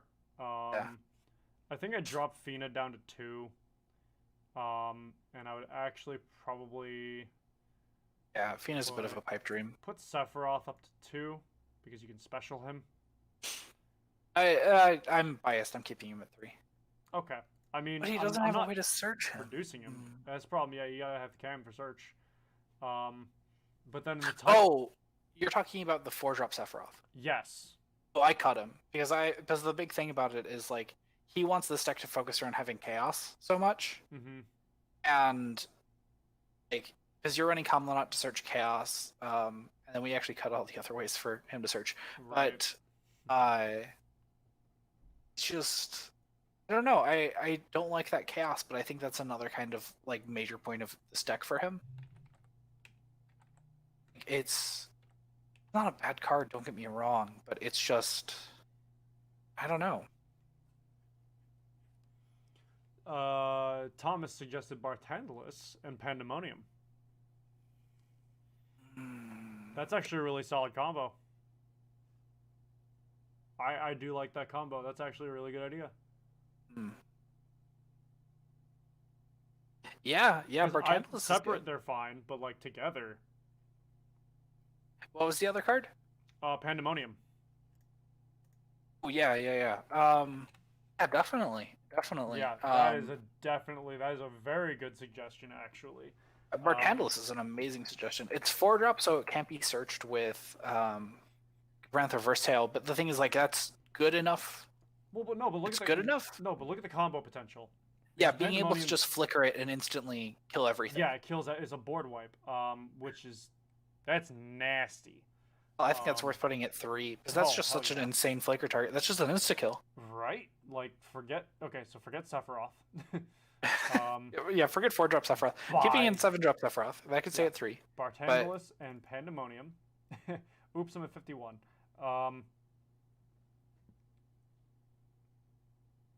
That Barthandalus was a really good call. That is a very good choice. Yeah, I was gonna solid choice.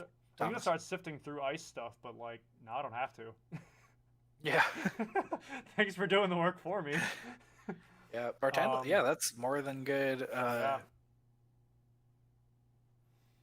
Okay, it's the summons that I really want to start messing with.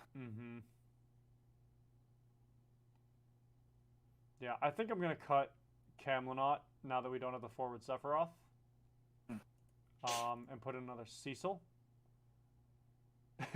Thomas says I already have a deck pretty close to this. That's fair. Hey, suggestions are always welcome. Yeah, I think I'm pretty content with the forwards as they are right now. Yeah, I think I got them to a point. So I like them. As I have them, the only thing that's at a 1 is a Varstale and Yzmat, which I don't think they need to be at more than 1. Yeah. Summons, I have 14 summons. I'm keeping them at 11. I don't Okay.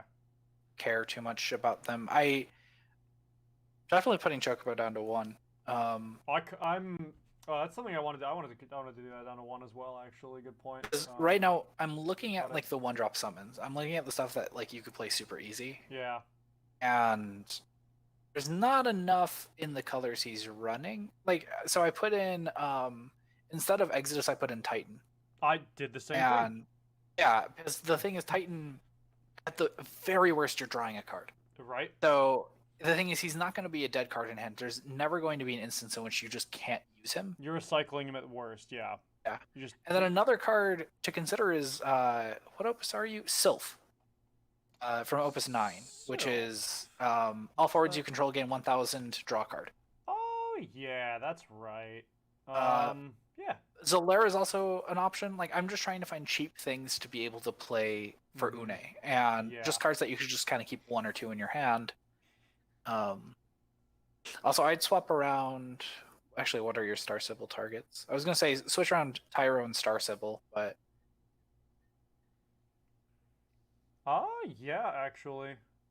because the issue is you just can't break Tyro. Tyro is a good card, but he's not worth 3 of. Right. Yeah. No, I really like Tyro. Like, I'm a huge fan of that card. I love him to death. Something different. Yeah. What other? The issue is he doesn't have any other Sybil targets. Oh, Semilafina. I'm dumb. Yeah, Yeah, 3 no, it's something, Sybil in yeah. that case. I mean, when Sybil plays Orphan and Fina and First Hail for free, it's worth it. Want to look at 6 drops at some point. Let's see. So I see why he had 3 chaos. It's because of his second effect for remove. Yeah, chaos and I'm whatever keeping from that the in game. for now. Yeah. But That's I fine. still feel weird about it, you know, because No, it's. I agree. Well, It doesn't have the 2-drop chaos effect. You don't get to play as many dark cards as you want, which is why I think it's 100% worth it to cut Sephiroth. that's why I cut all the dark cards in general. Yeah. Yeah. I do like the Black Mage. Yeah, Black Mage. E-Man was talking about that. Like, Black Mage is like some hidden tech. Oh no, that's one of the cards I pulled out for my like good bulk box. Yeah. Because I have my bulk and I have my good bulk. That is one that I put in the good bulk pile. Because like Black Mage flickering Glossia is like an insane. Yeah. No. Yeah. Definitely. I like the Minfilia one. I like Une at 2. I like everything else where it is kind of. Yeah. I'm unsure about Yuke. It's. I don't know how to feel about it either. It's so hard. Because, like, yeah, it gets you a definite draw. Yeah, till a Wind or Earth card. Cool, but, like, what if you really want Ice? Yeah. Like, that's the only downside, is it doesn't hit the 3rd color. Like, if that cycle of, like, search anything in these 2 colors, if it was, like, pick a color, do this, because you can pick the color you want, that'd be great. Is there anything that says that? No. Oh, Lock. Lock is, instead of picking a color, you pick a card type. That's true. But I don't think Lock Thomas would be worth it. Agito. Maybe. Agito, I would say no on Agito. Like, it's. I just want to look at it again. It's handy for Une, but it's. I don't think the thing is, when you play or if you have Agito in deck, you want to be able to use both of the effects, and you want both of the effects to be good. Like the last deck we were talking about, Agito could play something for free, so you could get your Arc or your Raiden for free. Yeah. Or you can add 2 of them back for Minwu loading. Yeah. I don't think Agito's as good in this one.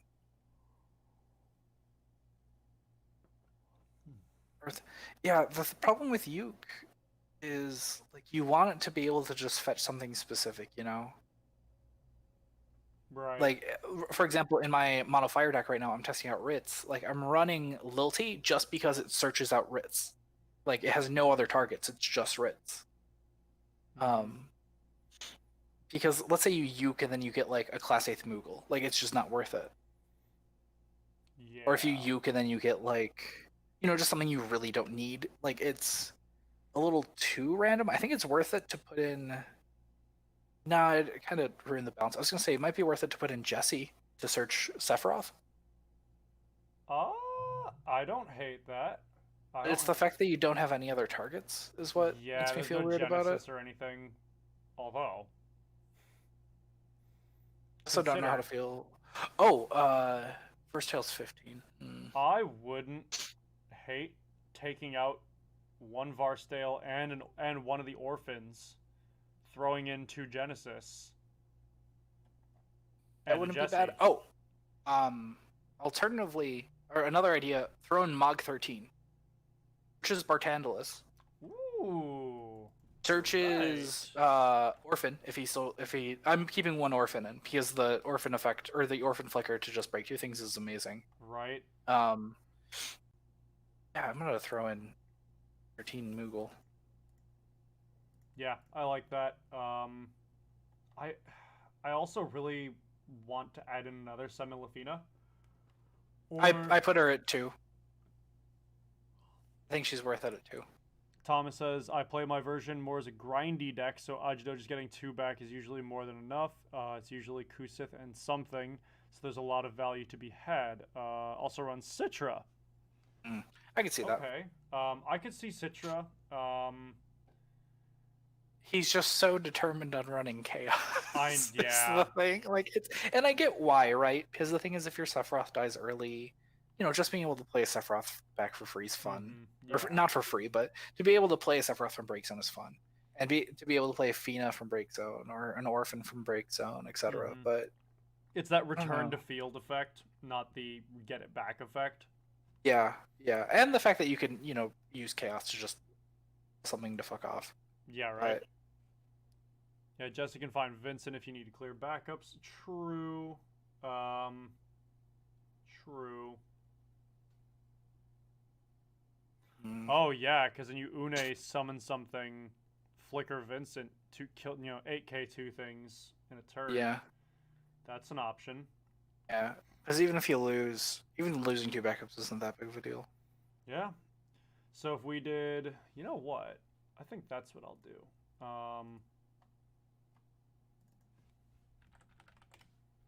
I would do. I don't know what my balance is going to be here. You could also Genesis Avatar.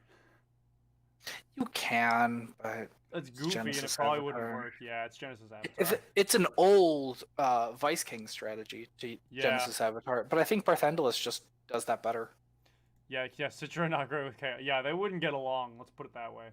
Yeah, it's like I don't know. I just prefer Barthandalus for that because, like, my Genesis Avatar can hit a whole board, sure, but Barthandalus has the Pandemonium combo. Barthandalus just flickered twice is just really good, just killing 2 things. Yeah, like that's why I think it's probably worth it over over Genesis Avatar. Right. And I actually put Barthandalus up to 3 because I think this is a deck that could take a lot of advantage of him. Genesis Avatar is just half of Fina. Yeah. It is. Because Ina just deal 5k. So you need the flicker to make it work. Fina also just has that option of just coming in and re-upping your backups. True. Yeah. So Genesis Avatar is just like, I don't want to say like off the table, but it's like off the table. I would almost cut Cecil for the Vincent. Really? I don't. Maybe. You do that. I'm gonna keep in Cecil because like I've been playing Earth Ice enough to know he's not always the best card, but he's a great card to have. Yeah, like. He's an amazing Renoa target. I know. I'm so torn. So good. Like you've seen all the games where I've played Cecil and then flickered, or played Cecil then specialed. Like it doesn't happen all the time. It doesn't even happen often. It happens enough to the point where it's like, yeah, this is still a really good card. Yeah. But at the same time, Vincent's also an option. This is kind of a cloggy backup. If he doesn't have a target for Chaos, Chaos just sticks on the field, which is kind of annoying. Mm-hmm. Mind you, no one's gonna go through a game without playing a forward, but I don't know.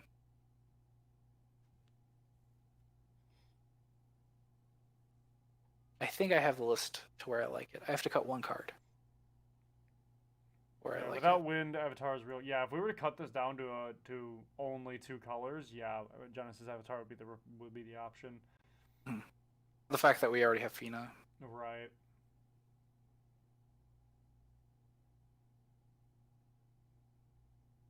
Threw in a 1-drop Zolera, but I don't know how to feel about it. I might cut it.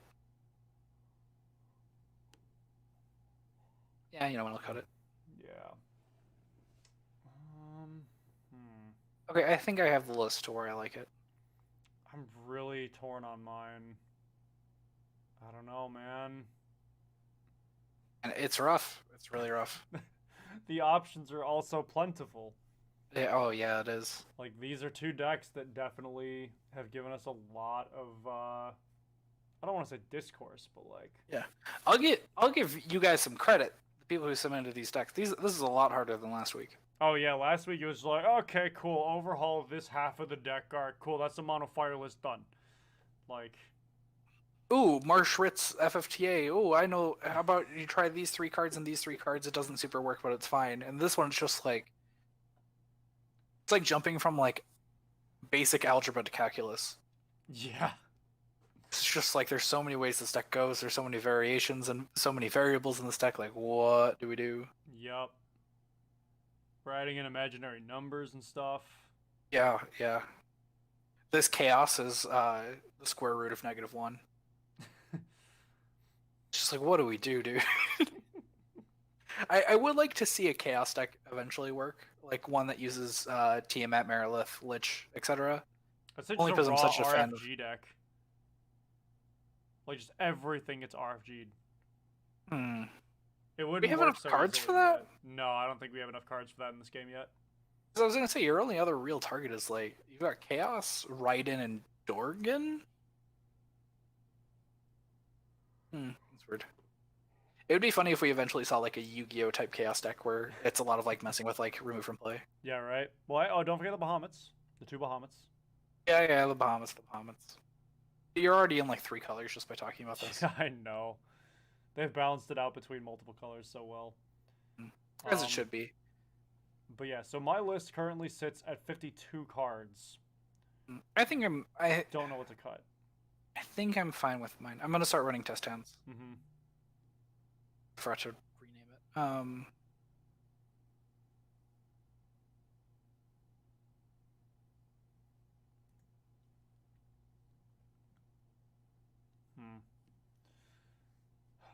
Because Jesse enables Genesis, as well as Vincent, and of course Sephiroth. So you have a lot of search options. The Mog 13.2 allows you to search... your win condition Barthandel. Yeah, Barthandelus. That's just the thing about this. Barthandelus is really good if you can flicker him. Yeah, Thomas feels my pain. Like, what do you cut? Yeah. Like, I don't want to remove any more backups to put you at 16. Like, that's a little dangerous. Here, how many orphans? Yeah, you're still at 2 orphans. Yeah. I put orphan down to 2. I might even cut him. Or I put him down to 1. I might cut him. So much setup. And yeah, if he stays on the field, he just kills 2 things. And that's really, really good. Don't get me wrong. But it's... I prefer Barthandelus for that. Because it's... Yeah, that's fair. And, like, they don't even have to be dull. Yeah, like I want to keep 1 orphan because obviously, like, you know, 1 orphan is enough of a threat. The other thing though is that Barthandelus deals damage, and that can be reduced. Orphan negated, yeah. You can't negate counters yet. Yeah. We have no counter removal yet. We have 1 card that's counter removal. It's really bad. I think it's like it's not the Mandragora. It's something else. I want to say it's like Stalin Empire Sid or something. One second, I'm looking up what has counters in its ability text. Oh, name. It's where there's something that can take away counters. Oh, Gashawn Empire said adds a counter. Can add a counter to a monster. Okay, yeah, no, nothing can take counters away yet. Let me keep looking just in case. I don't think we'll ever get that card unless counters become like a big enough think we'll thing. get that card because then counters are uncounterable. Ha! But yeah, yeah, I don't think they would make do up for that by being slow, but yeah, at the but same there's so time, many ways to yeah, make but it faster. exactly. Like it's yeah. Okay, updated. Okay, some test hands. Also, I think Skeleton in Lightning is an underappreciated card. Is that the one that it reduces something or breaks a 3-drop or lower or something? You can break when a lightning character when a lightning character other than him enters the field, he gets a counter. First ability is put him in the break zone. Choose a forward of 2 or less, break it. Second ability is put him in the break zone. Choose a forward of 4 or less, break it. If you have 3 more counters. He's a floating Odin. Yeah, he's a slow floating Odin, but like I like it. I think it'll eventually get somewhere. It's gonna be like super niche though. It's just the fact, like, I feel like if we see a deck that revolves around, well, no, that's actually still pretty good against WAF. Thinking about it, yeah, you could use the vanilla effect just for the hell of it. But I feel like it's just that. It's just a counter to WAF. Yeah. Which, to be fair, is enough to have it see play. But yeah, right. Man, I still gotta cut 2 cards. Say 1 orphan and maybe a summon. I thought about a summon too. Cause how many? Oh, you're at 12 summons. I think I'm at 12 or 11. I'm at 11. Yeah, and like each of these summons is important. Like you need to have 1 Pandemonium for every Barthandelus. Yeah. Like you gotta match them. So like if I cut 1 and 1, I guess.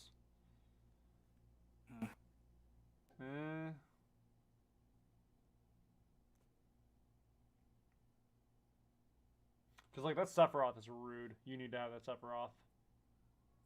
Yeah. Yeah, I think the deck's in a place that I like it. Yeah, I think I'm just gonna cut the Barthandelus and the Pandemonium. Just one of them, 1 each. I'm gonna bring them down to 2 each. And then we're at 50 out of 50, yep. With a weird curve, but we'll deal with it. Balance of colors is relatively okay. We have compensation for the wind, regardless, with, you know, floating backups and stuff. Yeah.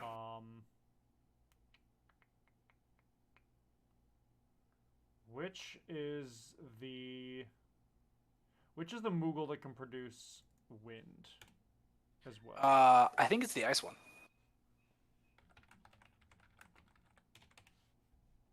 Yeah. Yep. It is the ice one, which means, honestly, no, yeah, you need the wind primary there.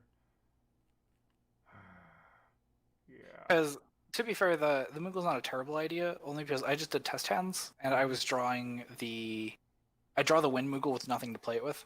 Mm-hmm. There's not that much end in this deck. You know, in that way, I don't know. I think Black Mage is really good, and I want to keep him in. I'd actually probably cut a Tyro and put in one of the Ice Moogles. I think the Moogles can be cut entirely and just go for 3 semi. I don't know. I bumped semi up to 2 though. Well, mine's at 1 still. Yeah. So, because here's the thing, right? Like, you aren't gonna have a problem producing Earth. Yeah. Like, there's at least 4 Earth producers here. Assuming you get them, yeah, they're a little expensive, but Star Symbol gets cheaper with semi. Tyro is there, but that could be, you know, Minfield. Yeah, I'm actually there, Shantoto's I'm gonna cut a Tyro and put in the Ice Moogle. Okay. Yeah, that's not a bad idea. Yeah. It's like, yeah, let's do that. Tyro's cool, but the big thing about him, like, I love running him at 1. I absolutely adore him at 1. He's an amazing card at 1. Run him any more than that, and I think he's useless. He gets too bricky. He's way too bricky. He's like, it's like running what's his face, Thornton. Oh yeah, Thornton. It's like, yeah, I like seeing this for the first time, but anytime after that, I hate it. Mm-hmm. Yeah. Okay, yeah, mine's done. I sent it to you. Update. Okay. Yeah, that explains why my Facebook just lit up. All right, cool. So.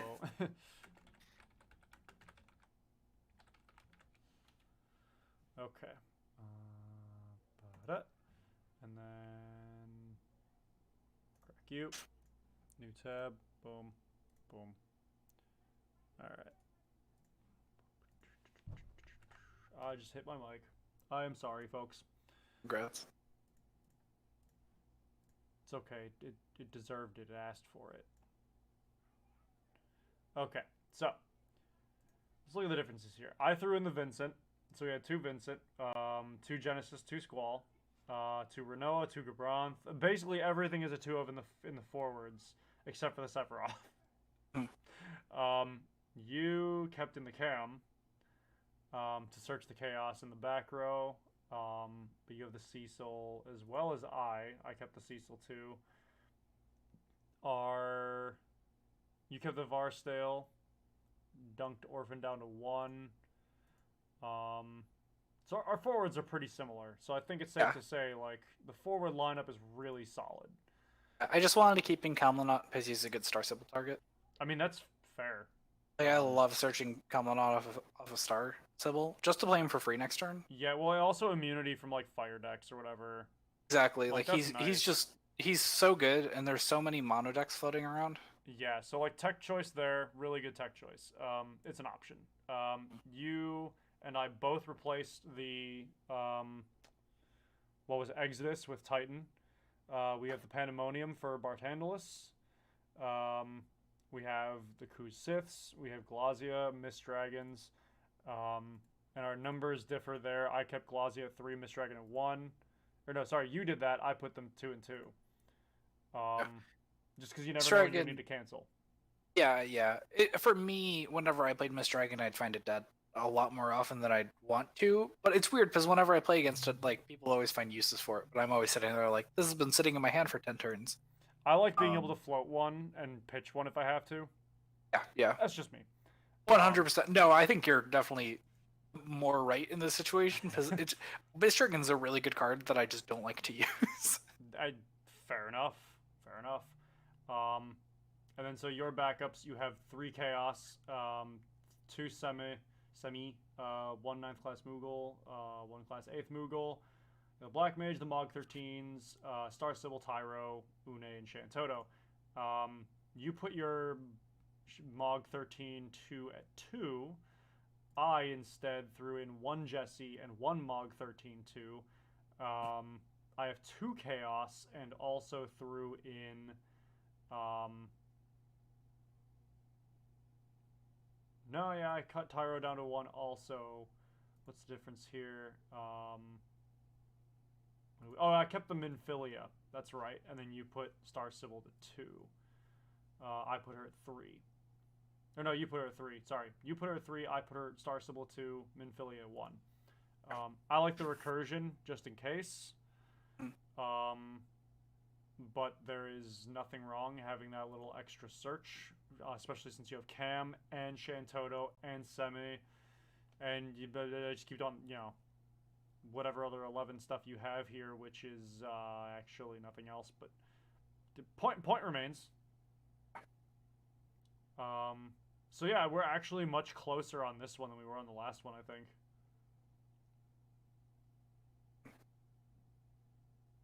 Hello? Yeah, I agree. We were definitely. Sorry, I kind of like went but I think I did it too quiet. Yeah, no, I didn't pick up. But okay. Yeah, no, we're definitely closer in this one than we were in the last one, I think. All right, and then did we get third deck? Yeah, Thomas, if you want to throw us that third deck either in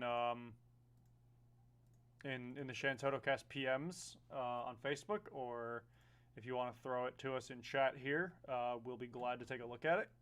We still have a little time. If chat allows you to, because I know it should. I don't recall. I don't think I disabled. I didn't links disable in links. Chat. Yeah.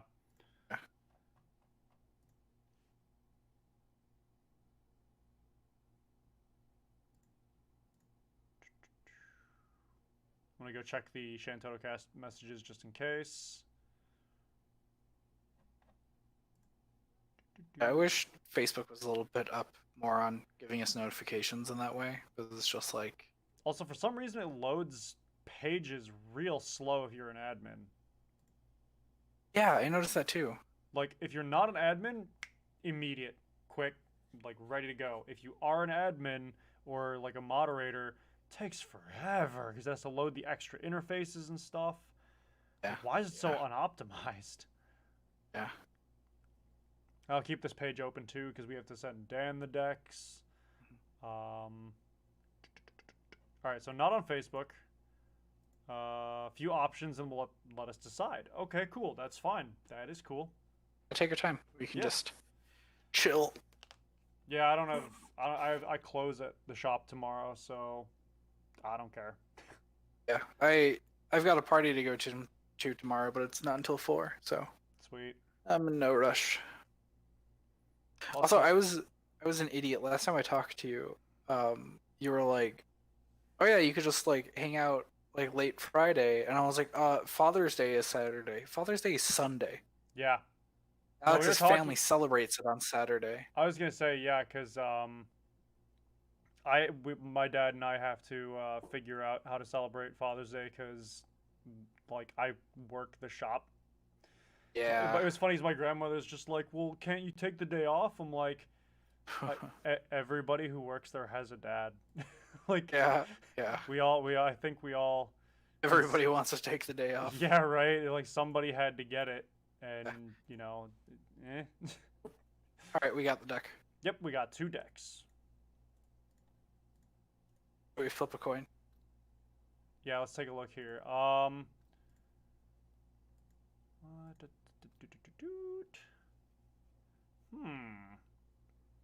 I Let's see. see these decks.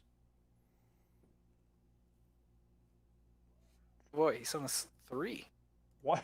I love the ends of the spectrum too. One's like $30, the other one's almost like 160. Oh, we got a third.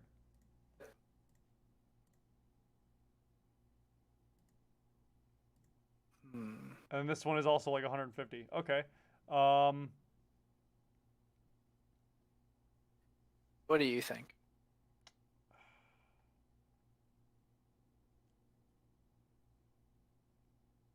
Let's see. Number 3, I actually really would not change very much. It's a Rampier deck. Yeah, it's generally fine. Like, I actually Yeah. really wouldn't suggest much change about this one. I definitely see where you're going with it, and I see that it is about, you know, I think I cut like maybe 2 cards. So that Yeah, one, there- not much criticism there. The last one, there's really not much I would change either. Like, I like kind of what they're doing with Rude Reno Rufus. Yeah, I see. Yeah, no, that's a good one. The fact that it's such a heavy 7 engine, you can Cloud into, you could Vincent into, or you could, yeah, Cloud has a lot of good targets. Yeah, I don't have too much I can actually say. actually about makes use of a card that should not be $7 right now. Like it is, so you know whatever, but you know it actually makes Rufus worth something in that deck. So that number 3, that deck, that one's good. You're fine. The other 2, I'm having a hard time deciding because I like these, and I think there are improvements that can be made, Yeah. but there isn't too much to pick through. Yeah, I'm a little confused on this Ice Water deck, to be honest. I'm not. I'm trying to see what it's going for. I guess. It's just kind of ice, or it's just kind of water, wind, good stuff that's not traditional Oh. law. Oh, FFCC, I'm fine with. Like that, I mean, kinda yeah, get. that's there. It's the other one that I just outright don't understand. The ice water is what you played at the cup. Okay. Yeah, no, that's. Yeah, I'm trying to figure out. I'm seeing it. Like, I can dig it. The only thing that's rough there is okay. So I like the FFCC one. Yeah. I think that one can generally stay as is. I think it's the third. I think it's the ice water that we can do some work on here. I have a couple things I could probably say about water wind. It might be worth it to hold on to this one because I actually want to do an FFCC deck for myself at some point, Yeah, I gave it a like. and it's definitely worth. Yeah, ditto. It's definitely worth keeping an eye on. Yeah. We might want to do this like next episode if we don't have 3 decks. The ice water one, I think we have a lot to talk I'm gonna about. edit this one. I think it's very odd. So I like it. I like what you're going for. I definitely see the potential here. Um, Yeah, ice cold. Oh, it's a mill deck. yeah. My dyslexic ass read that as milk. Like well, whatever, it says milk. Hey, milk is good for your bones. Okay, it's got calcium. I'm lactose intolerant. Oh god, yeah, my just oh god, that just hard kicked in for me. I didn't realize that it was called Ice Cold Glass of Milk. I read the title, I was like, milk. Yep, all right, let's keep going. I feel so dumb. Anyway, it's a mill deck. So yeah, no, I like this. I mean, you got the flan for the discard stuff. You know, bounce to owner's hands. So they're wasting resources here. Fina for free casts, Citra and stuff. For Citra does Citra stuff. Porum for recursion is awesome. The summons are all good summons. Yeah, what I think needs to happen here first and foremost is more forwards. Yeah. I've built decks like this before, and the biggest. So my mono Earth had the same issue. I built a Prish Power deck a while back, and the issue was it was running like every single Prish that existed, plus like 3 other forwards, and you could never have more than 4 forwards out at a time. So unless you were consistently board wiping the opponent, then yeah, like it's tough to have all those forwards going on. Because I think my issue with this deck, I guess, is like I see a lot of. It reminds me of like Swords of Revealing Light from Yu-Gi-Oh. Yeah, because we have to mention Yu-Gi-Oh every episode. I mean, it's what we're most familiar with. It's one of those cards that it's like, oh yeah, that sucks for me. About it is it's just like, oh okay, I have to deal with that. Yeah, and that's what it feels like this deck is. It's not answers. It's like kind of delaying. Like looking at Bismarck allows for good trades, but when you're running T Citra Porum, like you don't mind that too much. Like Zalera is good, but if they have a 5-drop Brave, or if they have anything with Brave or something like that, it's a little hard. And then, like I think ultimately my issue with the deck is that it's mill, but it's not running mill cards, I suppose. It's more hand damage than it is like mill damage. So Thomas says in chat, the engine is Kate Sith with Big Bismarck, Tidus, and Yogg. And so Kate Sith, you know, the reveal, that's brutal. Like we all know that the vibe check is just feel bad for the opponent. So obviously keep that at 3. Like no reason to take that anywhere from 3. Yeah, it's fine to keep Kate Sith at 3. Edward, good card. Discard stuff, hot, nice, cool. Jill Nabat. That's a tough one. Man, like you're never getting the first effect because you have no. She counts herself. Oh, she does. Yeah. Oh yeah, Job Saga. So they at least discard 1. Yeah, that's what people use her for. She uses the 4-drop discard 1. Yeah, but like the deal 4K to all the dull forwards. Like I feel like another thing that this deck needs is that it just needs some floodgates. Yeah. Yeah, I'm down to mess with this deck if you are. Yeah, definitely. Some ideas. Yeah, for sure. Okay, cool.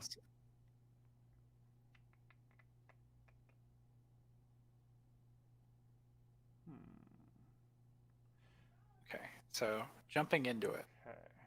So I think 3 Parm's fine. I think 3 Citrus fine. Really like 3 Tidus, but don't know how to feel about it. So the idea is to remove everything and replay Kate Sith as much as possible. Yogg is Yogg is a Psychom. That's right. Oh, I forgot about that. Yeah. Okay, so discard It- 2. Honestly, for the longest time, I thought he was a category 12 card. He looks Never like a him from couple characters 13 from 12. whatsoever. His original art is super looks like 12 art. Well, also. Oh, you're right. Yeah, you're 100% right. Mhm. Yeah. It's Yeah. like, I don't know, because I think my issue with it is it's so focused on that one combo. No, I wouldn't say And I that. see, I mean, it's definitely a focus, but not the focus. yeah. Like Famfrit's hot. That's cool. But you're always trading down. Because kind of like I was saying with the Mono Earth with mostly Prish plus whatever else, your opponent can probably populate a board faster than you can. Yeah. And so, especially with having, the Dark Fina, which is expensive and very little in between, yeah, you're always trading down with that Famfrit. If you're playing against Wind, you are absolutely slaughtering yourself. Lightning, it's dangerous because they mostly will have haste. Fire, they'll probably kill 2 other things of yours before they pop 2 things down. And then Ice will just dull whatever's left. So, while I do like Famfrit in this deck, I would not keep either of them at 3. I would say probably 1 of the 6-drop and 2 of the 3-drop. That's just me. And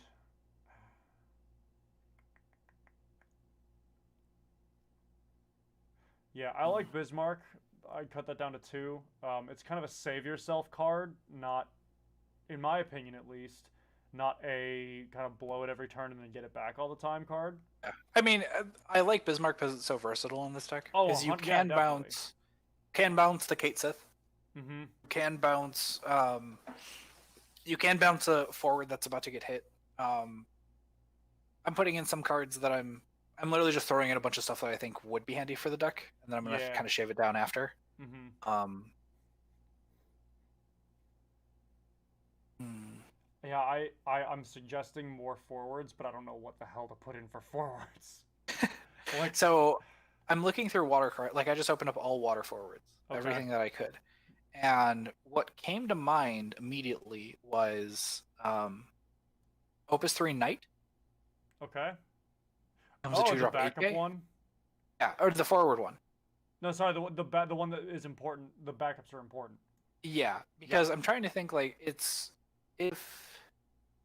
I'm trying to think of A, things that you don't super mind losing. Mm-hmm. B, things that give you a lot of advantage that the opponent can have trouble with that you don't need to spend a lot on. Yeah.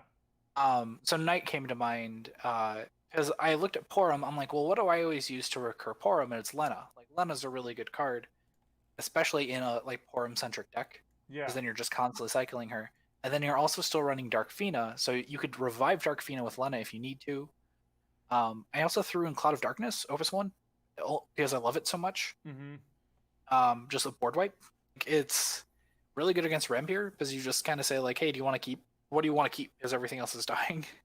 It's like, oh, you went from 1 forward to 4 forwards in 1 turn. Well, you're back down to 1 because I paid 6 mana. Yeah. Trying to think of what else. I'm going to start moving over to Ice and see what I can get. So I'm suggesting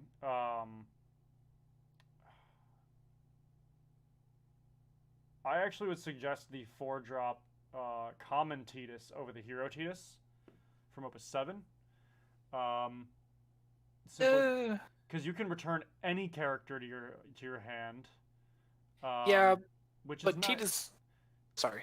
No, I was gonna say just the other Tidus forces a backup, and you can return an opponent's thing to their hand, which is great too. Yeah, they're both pretty good. Yeah, it's just for me the Tidus is just the fact that he are always bouncing, or you can bounce the Kate Sith. You're bouncing a lot of things that you want. Yeah. On the topic, I think Scholar is probably worth it in this deck. Okay. Scholar to bounce Tidus, Scholar to bounce Lena, Scholar to bounce Cloud of Darkness. Tra. Mm-hmm. Um, I'm just kind of flipping through, seeing what else.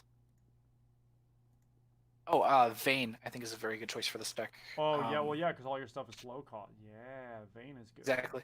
And the thing is, if they play something high cost, like, it's just a way to just shut it down. Like, for example, this deck probably has a lot of trouble with Thanos unless you could get your Famfrits out. And just the fact that he could just turn off of Thanos. I can imagine this deck would also have some issues with, like, Golbez. Yeah. Yeah, Thomas says, it's important to note that I'm not trying to commit to the board. It's mostly removing as much as possible and using my forwards to help that plan rather than actually killing people. So it's a war and of Cloud attrition. was in the deck. Yeah. Yeah, Cloud of Darkness was in the deck for a while. Or I'm assuming Cloud of Darkness was in the deck for a while, but I have so much removal it was often killing one thing. Yeah. Yeah. That's I think right. So something we should talk about on the show at some point is going positive and going negative. Oh and my this god, is yeah. This is a concept that is a lot more popular in Yu-Gi-Oh! A lot more popular in Yu-Gi-Oh! And like Hearthstone than it is anything else. Mm-hmm. The idea is when you play a card, if you get something on the field, you go even because you played a card to get a card on your field. But if you play a card that puts a card on your field and you draw a card, you +1. I assume Thomas and like the rest of the people in chat like know this. Like this isn't anything new. This isn't like something that this isn't ground that other TCG channels haven't covered. But a big problem with mill decks that I've seen. Okay, Thanos wasn't an issue. Okay, that's good to know. Yeah. But no, Thanos a big wasn't thing really that I an know. Issue. Yeah, but something about this game is, or a big problem with mill is that if you play a card to mill or if you play a card to delay something, you're not really plussing off of it. Mm-hmm. Like it's like, for example, Bismarck. So if you Bismarck to bounce Kate Sith back into your hand, you're -1 because you lose a card to get a card back into your hand. But at the same time, it was a card that was on your field, so you're losing another one. And the ultimate issue with mill, especially in Magic, is that it's a lot of, I'm going to play this, it mills you, it doesn't affect the board state. So I'm trying to think of ways, a bit more of an interactive one, to be able to force out that mill, kind of similar to like a mono fire control. Yeah. I'm just going to always remove the board. Yeah, like how do you break even off of removing the whole board? Yeah, sadly, water doesn't have a Frida. Yeah. So I think that's kind of what I'm trying to go for with this build. Like I feel like if you want more floodgates, you want to be able to stop more. Just being able to just remove things. Thomas, if you don't mind me asking, how did you do in Bahamut Brawl? Or I think you said that this is the deck you entered with Bahamut Brawl. But were there any like weird matchups or just anything that kind of overwhelmed you, I suppose? Like how did your matches go? Or how do matches go typically with this deck, I think is what I'm trying to ask. Because it's interesting. It's definitely not a deck that I've seen before. In a build from like ages ago. Well, Yuna might even be worth running in here. The 2-drop. Oh, to cheapen cheapen summons. That's not bad. Well, cheapen summons and you play off the top. But having the 5-drop Yuna is really good too. Yeah, well also it's water summons only for Yuna, and yeah, it's about half. Yeah, it's about water half. summons only for Yuna? Water only. Oh, Summer's Cup, yeah, Elmhurst. Yeah, Summer's Cup and Elmhurst. I have to completely. Actually, I think another question to ask is: did you play this outside that event?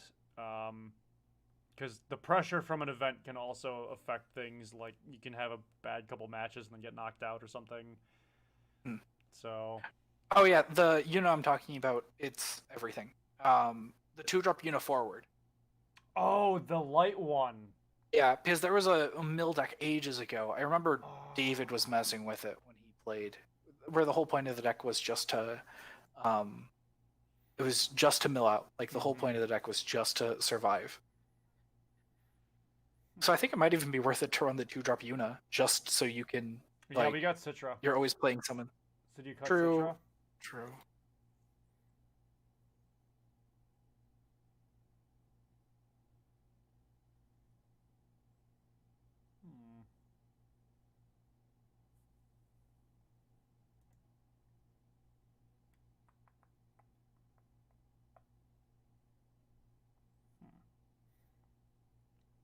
Yeah, I like the flan. Having that there is awesome. Like, just Yeah.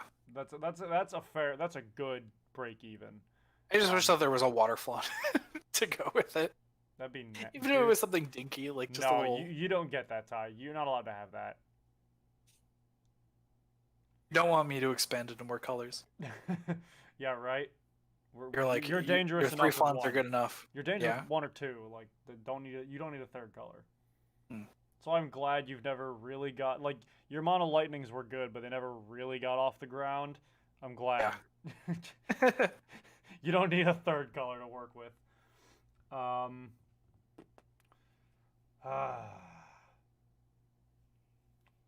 I just gotta stare at this one till it clicks, in terms of like what I think needs to change. But so suggestions that I'm throwing in here for what could be added, as opposed to something that could be removed. I threw Lion in there. From Opus 8. She's a 4-drop 8k, but if you don't control any forwards, she reduces her cost by 1. Hmm. Which I think if you're gonna wipe the board that often, hey, why not get her for 1 cheaper? 3-drop 8k is fine. So Thomas says, I won versus Ice Water Lock. Lost versus Waff because couldn't find an answer to Kadaj. Yeah. Yeah. Feel that. Lost to Brian. Yeah, I lost to the Azul because I missed a bunch of unit triggers. 1 versus some 3-color thing. Oh, probably the Agrius deck. Give to it, buddy, because you had a better chance top 8. Yeah. It's funny. Yeah, he played against Brian, which is funny because you lost to Brian too. I did lose to Brian. Well, that was right before Brian was my fault. Like even he said, like you were playing great except for this one thing where you were over aggressive. I was like, yeah. Oh, you put him at 5 damage when he had Azul out. Yeah, I put him at 5 too quick. I should have held it, but oh well. Anyway, different story. But yeah, okay, so Lost versus Wall. So the Kadaj is an immediate threat. Let me make sure I'm remembering all of Kadaj's effects well. Not that I know how well he did. Okay. Let's see. So yeah, Kadaj dulls a thing. Can remove 2 things from break zone. Choose a forward. Gains 2k brave. Yeah. How do you deal with that other than just kill it?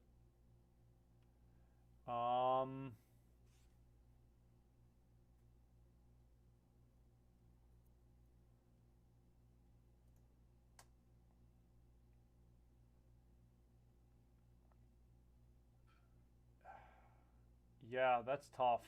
The Femfrits are kind of your only answer there, because everything else leaves it on the field. Bismarck, yeah, you can return. No, it's you control. Yeah. Yeah, like that's the thing with this deck is it's. Oh, I have a really good suggestion. Okay, what's up? Just run Opus 5 Thaumaturge. Opus 4 Thaumaturge. Is she? No, he's It's Opus 5. Yeah, totally. Run Opus 5 Thaumaturge. Yeah, the banned card. It's banned? Sorry.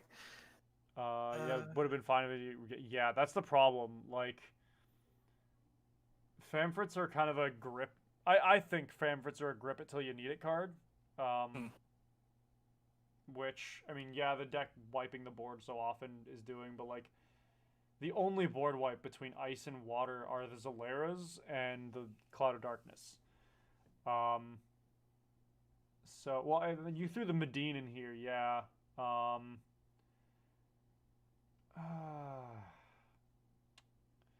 They weren't great for his Waff, so I pitched him early. Exiled. Yeah, it happens. I mean, because the thing is, Waff just populates so fast. Yeah, Waff is just a nasty, dangerous deck.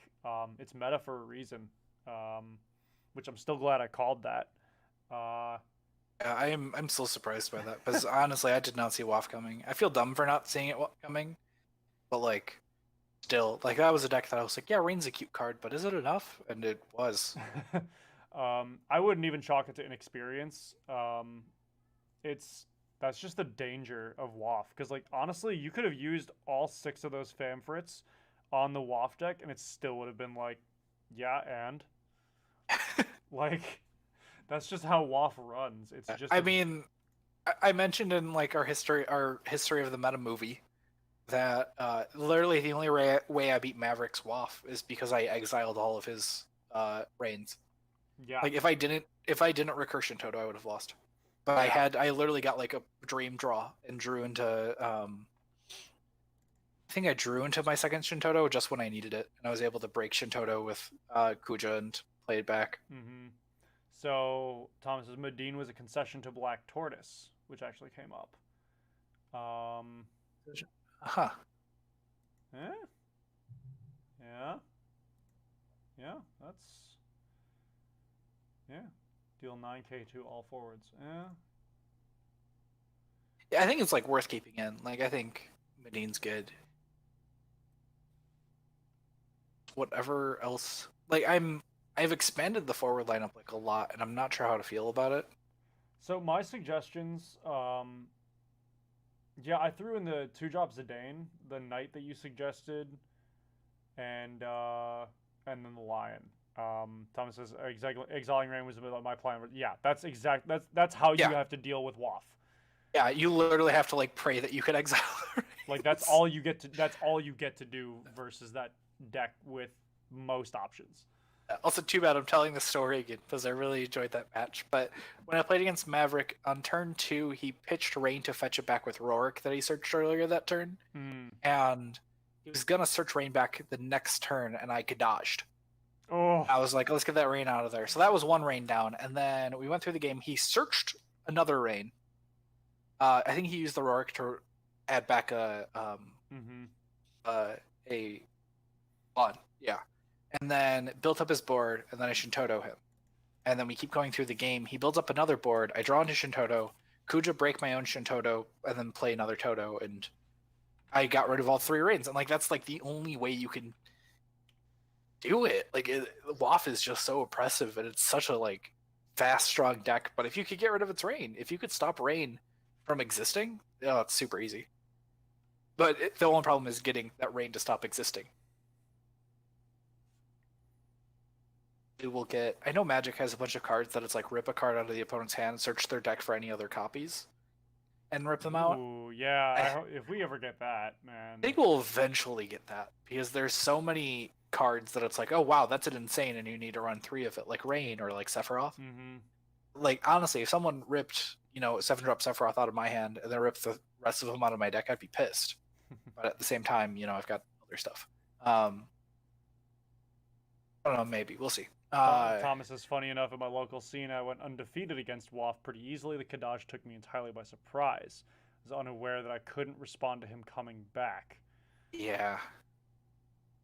Yeah, because during your end step, you've already technically ended your turn. Yeah. Yeah, that's the thing. That's the thing that's so tricky about Kadaj is you can't just. You have to say, wait. boom, Yeah, right. You have to wait till your main phase or your standby or whatever. You have to wait for on their turn rather. Oh, that's right. Because you end your turn. Yeah.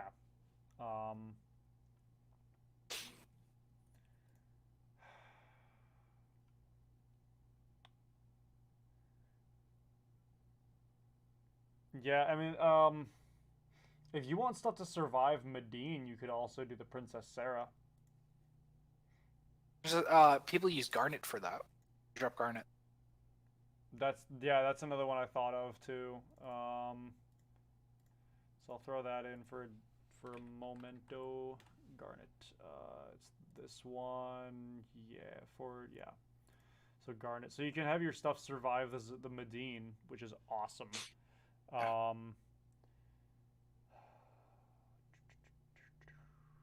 We're at 54 cards on my side.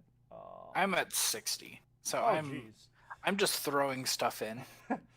And then I'm gonna worry about trimming it down in a little bit. Black Waltz 3, the new one. Oh yeah. Oh, you're right.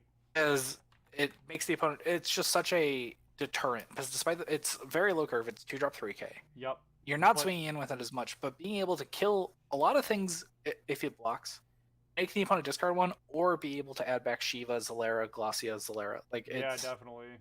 Yeah. And then on top of that, it's a Lena target. Wait, 1 water forward. Never mind, but still.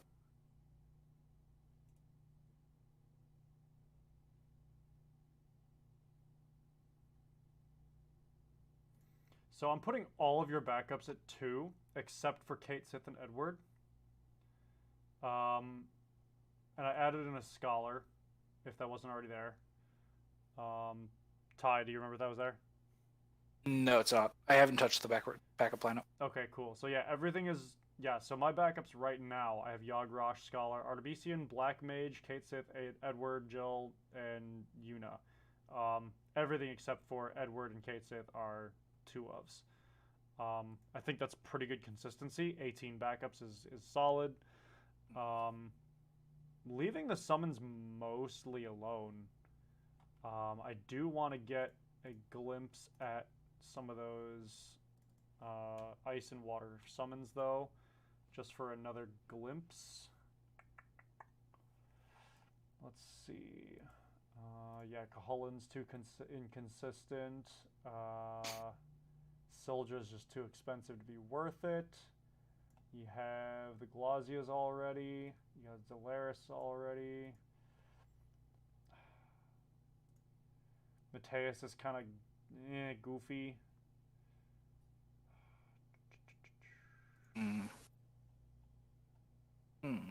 This is just such a hard deck to tackle because it's like, what do you focus on really? And yeah, like Leviathan would be like the 3-drop modular Leviathan from Opus 6 would be great if it was a 2-drop. Yeah.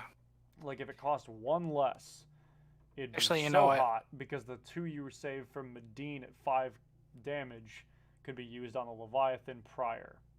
Yeah. All right. I'm gonna try something goofy. So I'm gonna kind of go off the rails here. Okay. I'm gonna try something weird as hell. Let's see. Remove that. Remove that.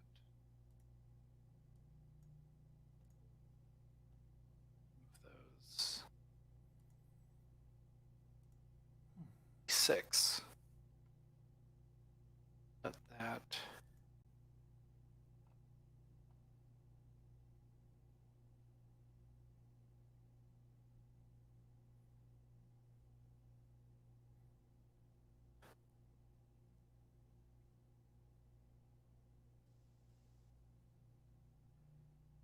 I really want to find that old mill deck, that Yuna mill deck. Because I remember it was just goofy as hell. Because I remember it was running like 20 summons. It was running some ridiculous amount of summons. Mm-hmm.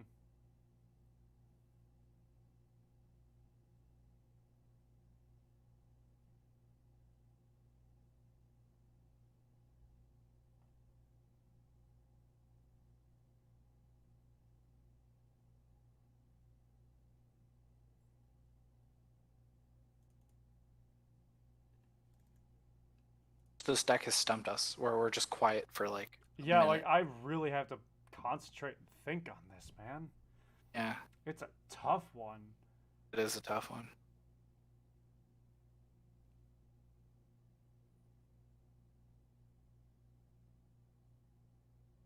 Think I have a deck. Okay. Not too certain on it, but I think I have a deck. Threw in a lot more before. I threw in 6 more forwards.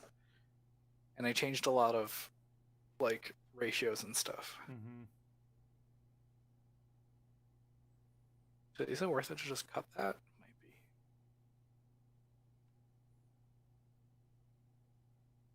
Actually, yeah.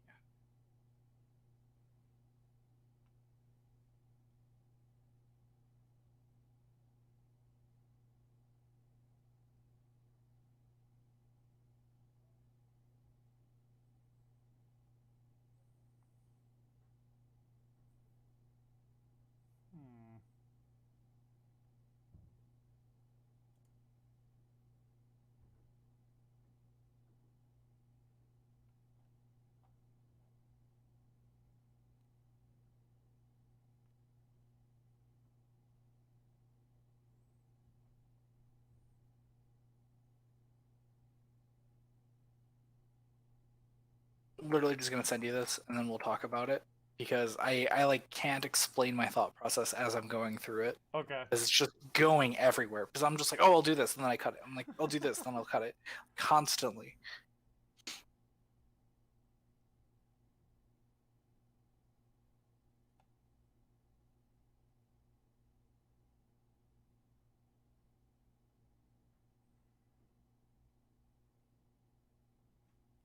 just had another good idea. All right.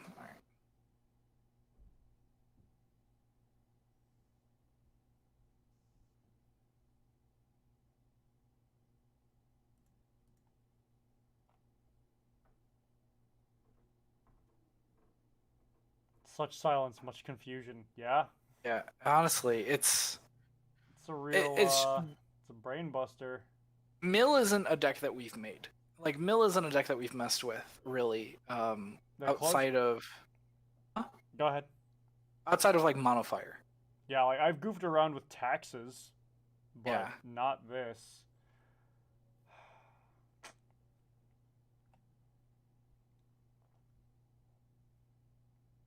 I keep going up to recount and be like, how many cards do we have? 50? 50.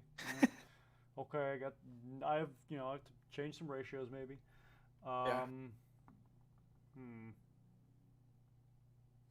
It might finally be at a point in which I think like, okay, I think this is it. Okay. And I'm re-going through. Oh yeah, that's what I was gonna add. Let's cut you.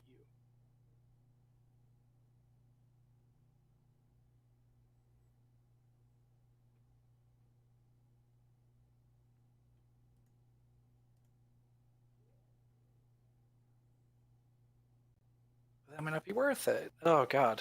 Oh Jesus. Like it. Oh, this deck is beating me. It's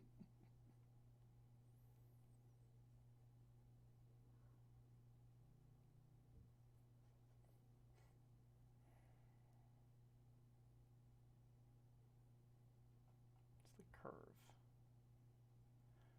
Okay. I feel weird about it, but I think I can call this done. Think you got it? Maybe. I don't know. Ah.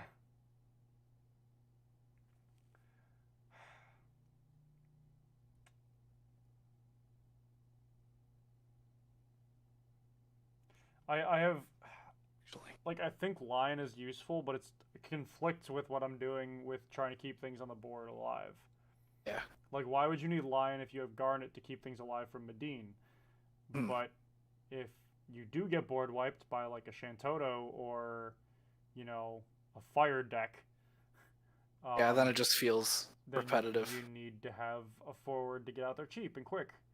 Yeah, yeah. And you have a lot of 2-drops in here. You have 6 2-drops, but, why not have another 3-drop as well? Because the curve for forwards is all over the place.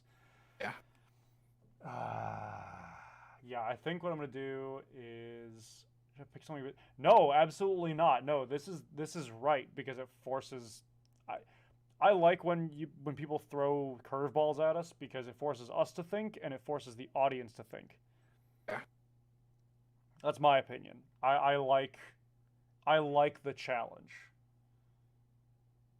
Just don't throw a 7-color mess at me. Because that's almost too much to balance. We'll get there eventually. Someone will throw a 7-color deck at us.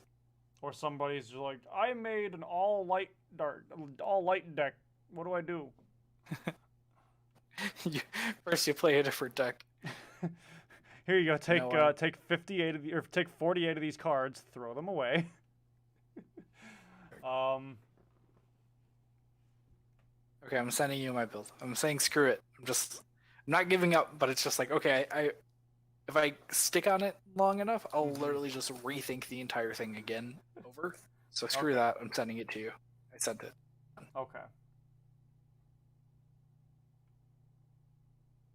Oof, okay. It is done. Okay. Like I'm happy that you picked something weird because the thing is like we need these challenges. We need these like kind of weird decks to think about, to like go through. Like it makes us better at it. So like we're thank you for sending us like a really weird deck like Water Ice Mill because it's not something that we see every day, and I still want to be able to leave this with, yeah, I think we made a couple good suggestions. The thing is like we're not like I'll say it right now, like Eric and I aren't the best players in the world. Big surprise. But like, it's a deck. It's still good to see these interesting decks to try to just give our 2 cents for it. You feel? I feel. Okay. So, what we're looking at, what you see here. So we're looking at Ty's version here. He's got the three 2-drop Yunas in the front. The Porums, the Black Waltzes, Folka, which is a nice choice. I think that one's good. A Sticky. You got the Citras at 2. You have the Tidus at 2. You have the Kuja and Cloud of Darkness. Yeah. Okay, cool. Let's hear your thought process on that, because I think I can deduce that, but I want to hear it from you, Ty. So I'm not too sure about having 2 Citra 3 Yuna, Mhm. but the reason I wanted the Yuna is being able to play that top card of your deck and to be able to kind of always have one extra card in your hand of knowing, hey, I've got this summon available to me too whenever I need it. It's handy and it's good, and like I feel like that's going to kind of come in handy. That was actually what won with that Yuna deck before. Is the big thing about it is that you're always able to play the top card of your deck, so you kept your hand advantage. So you're able to keep the good cards in your hand without having to worry about negging.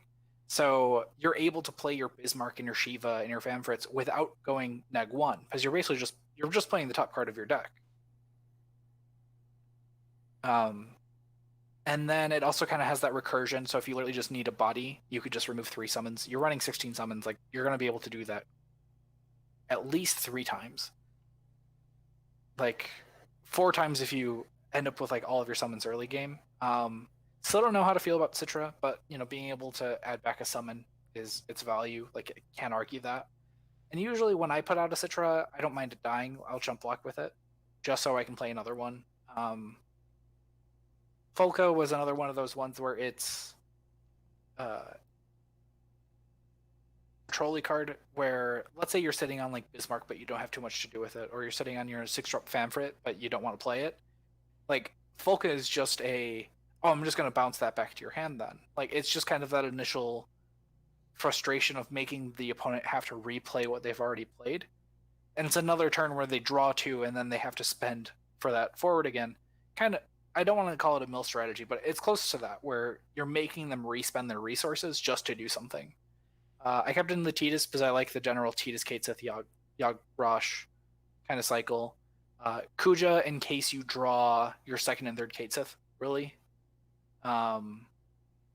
Or if you just need Kuja back in your hand, he's also an EX burst. And then Cloud of Darkness, because I know he said, like, you know, Cloud of Darkness only did so much, but still worth it to keep it at 1 of, just in case, I suppose. That's fair.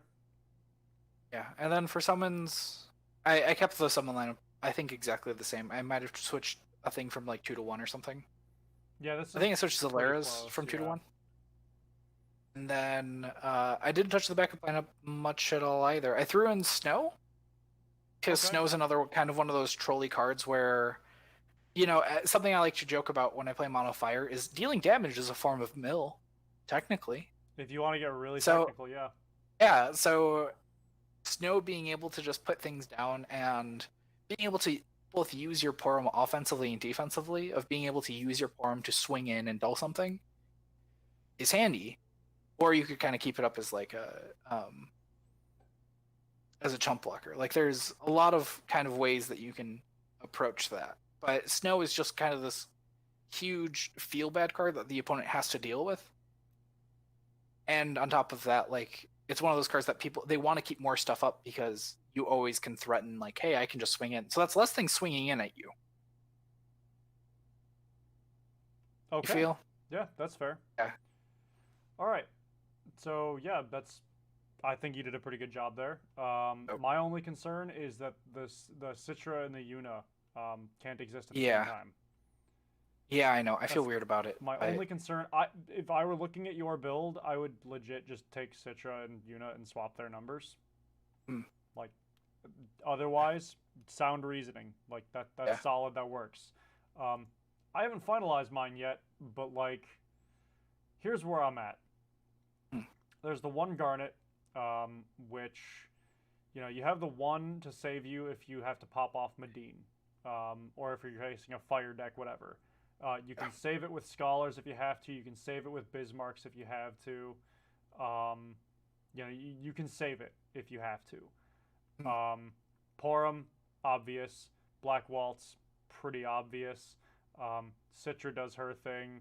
Lion, again, just that kind of safety net should, you get board wiped and you need to have something get out, save yourself. Hmm.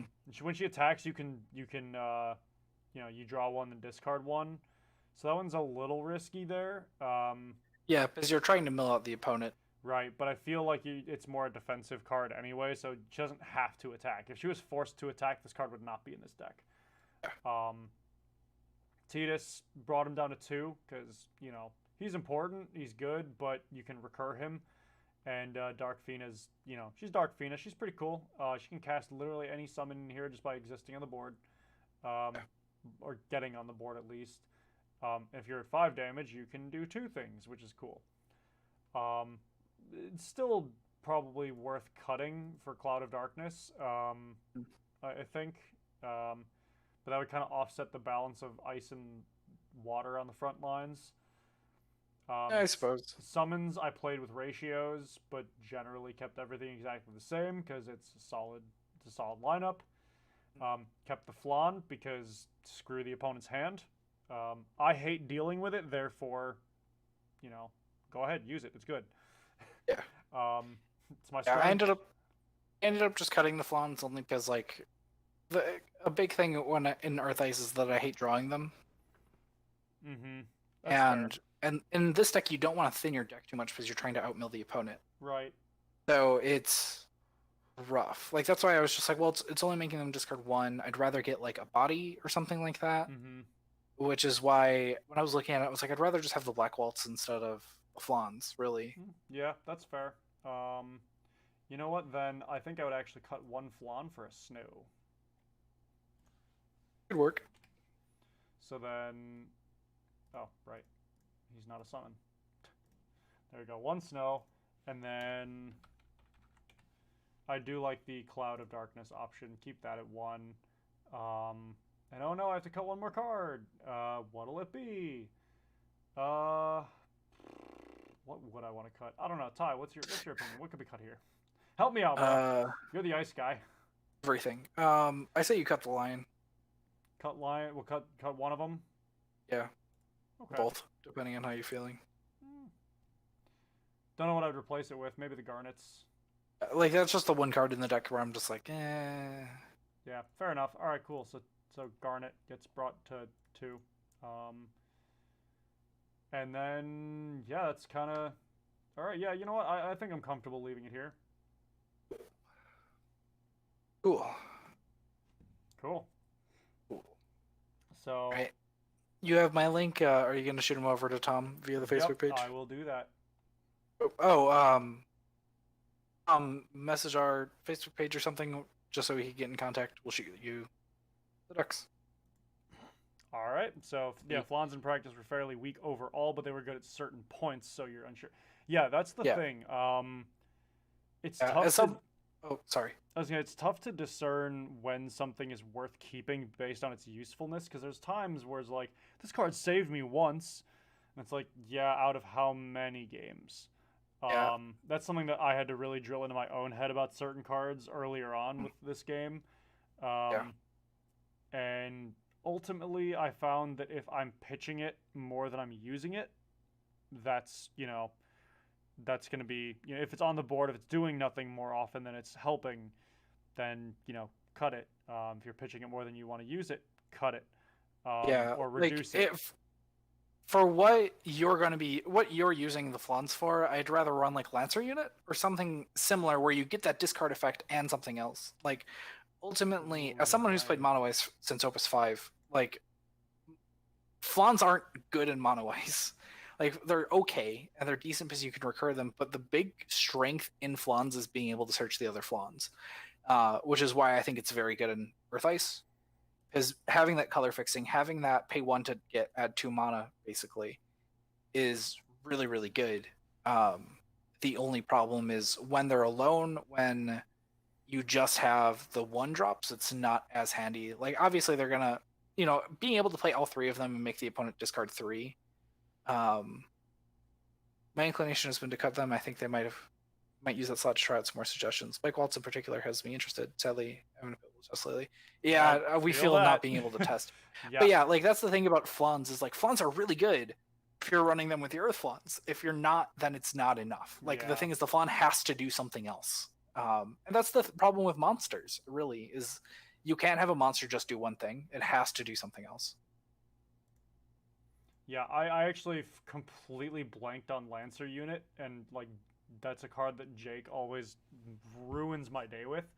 Yeah, Lancer unit's a scary card. Oh, you could even run a Buckaboo if you want, just for that kind of like little extra. Yeah, Buckaboo is another option. Yeah, I mean I like Lancer unit over that, but yeah, no, definitely a good suggestion as well, Buckaboo. Yeah, like if you still want to run monsters, like you could run Lancer unit, Buckaboo, like things that will just really get in the way of the opponent's deck. Yeah, if it pisses your opponent off, then it's probably good. Yeah. You know, being able to just which is yeah, that's true. Yeah. Oh yeah. But yeah, from someone like I also used to run some like monster recursion. I was running Sid Waff, but in Mono Ice, but it just wasn't enough. Yeah, but yeah, I think unless there's anything more to chat about from chat or between you and me, I think we've had a pretty good run tonight, Ty. Yeah. I think this is a good fix-up Friday. Definitely very stimulating. This was hard mode. This was definitely hard mode. This was definitely hard mode, but it was a lot of fun. Yeah, it just makes me more excited for the next one. Yeah. I'm always excited to see what people throw at us because obviously it's nice to see like, hey, I need help optimizing this Mono Fire, or like, hey, I need help optimizing this Earth Ice or whatever. But it's very good to see like these kind of out of the blue decks because it makes us think about all these cards that we know but we don't think about very often. Like when I brought up Summoner earlier, like 4-drop Summoner, like nobody would use that card. I don't know. That's just what I love about this game is that it's really easy because we have such a limited card pool right now. It's very easy to say like, oh yeah, how about that really weird card from like Opus 2? Right. That happens a lot. Oh no. Harder mode next time. At that point, you're just trolling us. Oh yeah. You'll just send us like a 6-color mess next time. I threw in, 6 colors, and they had to at least have one card in each section, forward, backup, and summon, of each mana value going up from 1 to 4 in alphabetical order.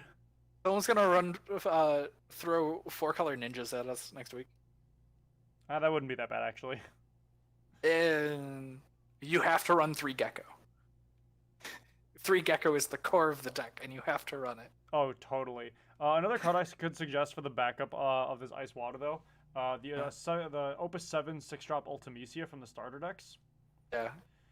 If you really want to make your opponent hate you, just freeze all their backups and then bounce it and do it again next turn. We'll be more than happy to look at that 6-color list next week, by the way. I want to just for the challenge. Yeah, I don't think no matter what we do, it'll turn out to be like really good. But it'll be fun. It'll be fun. We can at least like give fun suggestions and be like, oh, try running this like goofy ass card. Right. I do remember we had someone, Jeff, for a while was running 5-color Moogles. For a long while. I still have my 4 or 5-color Moogles somewhere. I don't play it ever, but like I have it. I should probably update that actually because it could now with newer cards it could be a lot better. Yeah, I think what we really need in this game is God, I've been playing too much 14. Good King Muggle the 12th. Because he's so flavorful with Moogles. It's like literally okay, I'm gonna derail for a second. So I've been playing a lot of 14. And I really like it. And a big thing is the story is really, really interesting. And it has a Final Fantasy story for an MMO, which like is what's like I think what really grabs me from it, because like I'm so tired of MMO stories. So to have like one that it's like, oh yeah, here's like this Final Fantasy thing that you like and this Final Fantasy thing that you like, I'm like, hell yeah. But so the story of it is that basically there's these Beastmen tribes, and they all worship a god, and the gods are the summons: Ifrit, Shiva, Rama, etc. And the Moogles have one too, and it's Good King Mogulmog. Oh god, Eric just messaged me. Be right back, lol. Anyway, I'm gonna go on this little rant. This is gonna be in the episode.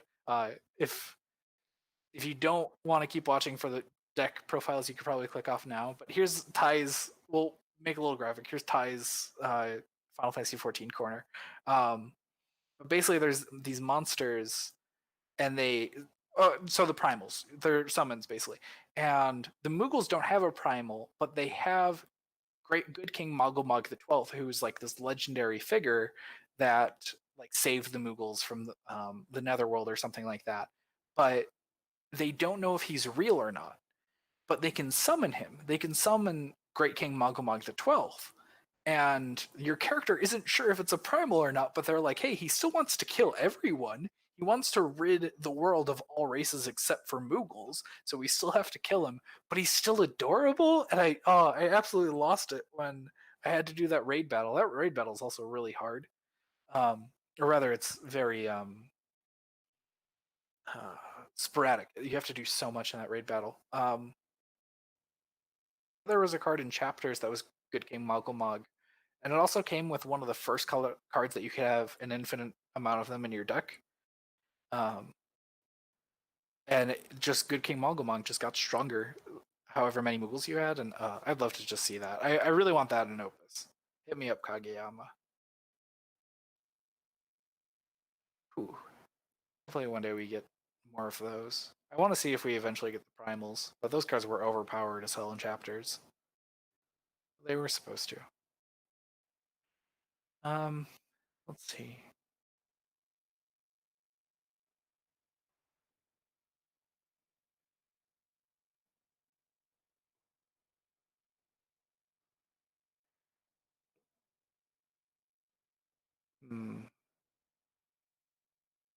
Excited to I just want to get back to playing, honestly. I miss it so much. Like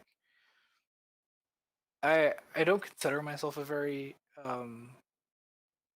what's extroverted person, but like I just miss going to good games and just like sitting back and just playing games. I'm getting to the point where I'm like starting to invest in Pokemon because I'm like that bored and I just want to have like another thing to run test hands with. Kirk, back. Yo. Oh. Good timing. I literally said like, hey, by the way, or I said Eric said BRB. Anyway, here's Ty's Final Fantasy 14 corner. Nice. Oh, Gave your TED talk.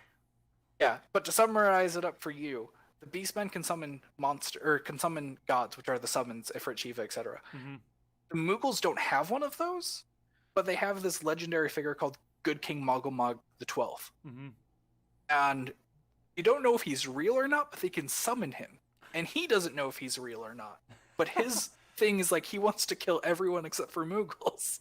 So you have to stop him before he destroys the world. Nice. And it's this like really random thing that you have to do, but it's a lot of fun. And I was talking about how much I want that to be a card. A lot of people have talked about that apparently. Yeah, me and Jeff go back and forth about it a lot. Yeah. But we good to wrap up tonight, guys? Yeah, I think okay. We're good. Well, thanks everybody for your submissions. This was crazy. Like it was the good kind of stressful. Yeah. Like there's a good kind of stress and there's a bad kind of stress. This was a good kind of stress. Like that definitely really made us stretch the brain muscles and just, really made us think of like all these cards that we don't think about a lot. Oh yeah, absolutely. Like even on that last one, I was even looking at like Opus 1 Ultimisia for a minute because I was like, have everything entered doll. I have to make the opponent wait an extra turn for everything. But no. Yeah. So, all right, we will catch you guys next time. We appreciate everybody who stopped by and watched and participated in chat and sent in decks. And keep an eye out for a couple new episodes coming next week because we got some stuff in the pipelines. So we may or may not have forgotten to post something. Yeah, that we've had ready. I actually legit don't know whose fault that was. I'm just gonna blame both of us. I remember I messaged you and I was like, hey, I watched it, and you were like, yeah, okay. And then I don't think I think we wanted to wait till Friday or something, or we wanted to wait till like a weekend. Oh my god, I remember what happened. I found the error in the edit. I found the error in the edit of the 16th episode, and I went to fix it, and I never uploaded the fixed version. That's why we never did it, because I reviewed it and it was fine, and I thought I uploaded it, but it must not have either never went through or I forgot to click publish. Oh my Dingus, that's God. hilarious. Hey, you know All right. what? It sets us up for the future. Yeah, we got more episodes coming. So I've edited quite a bit lately, so we'll have stuff down the pipeline. We're good. So keep your eyes out for that one, guys, and we'll catch you later. Bye. Bye.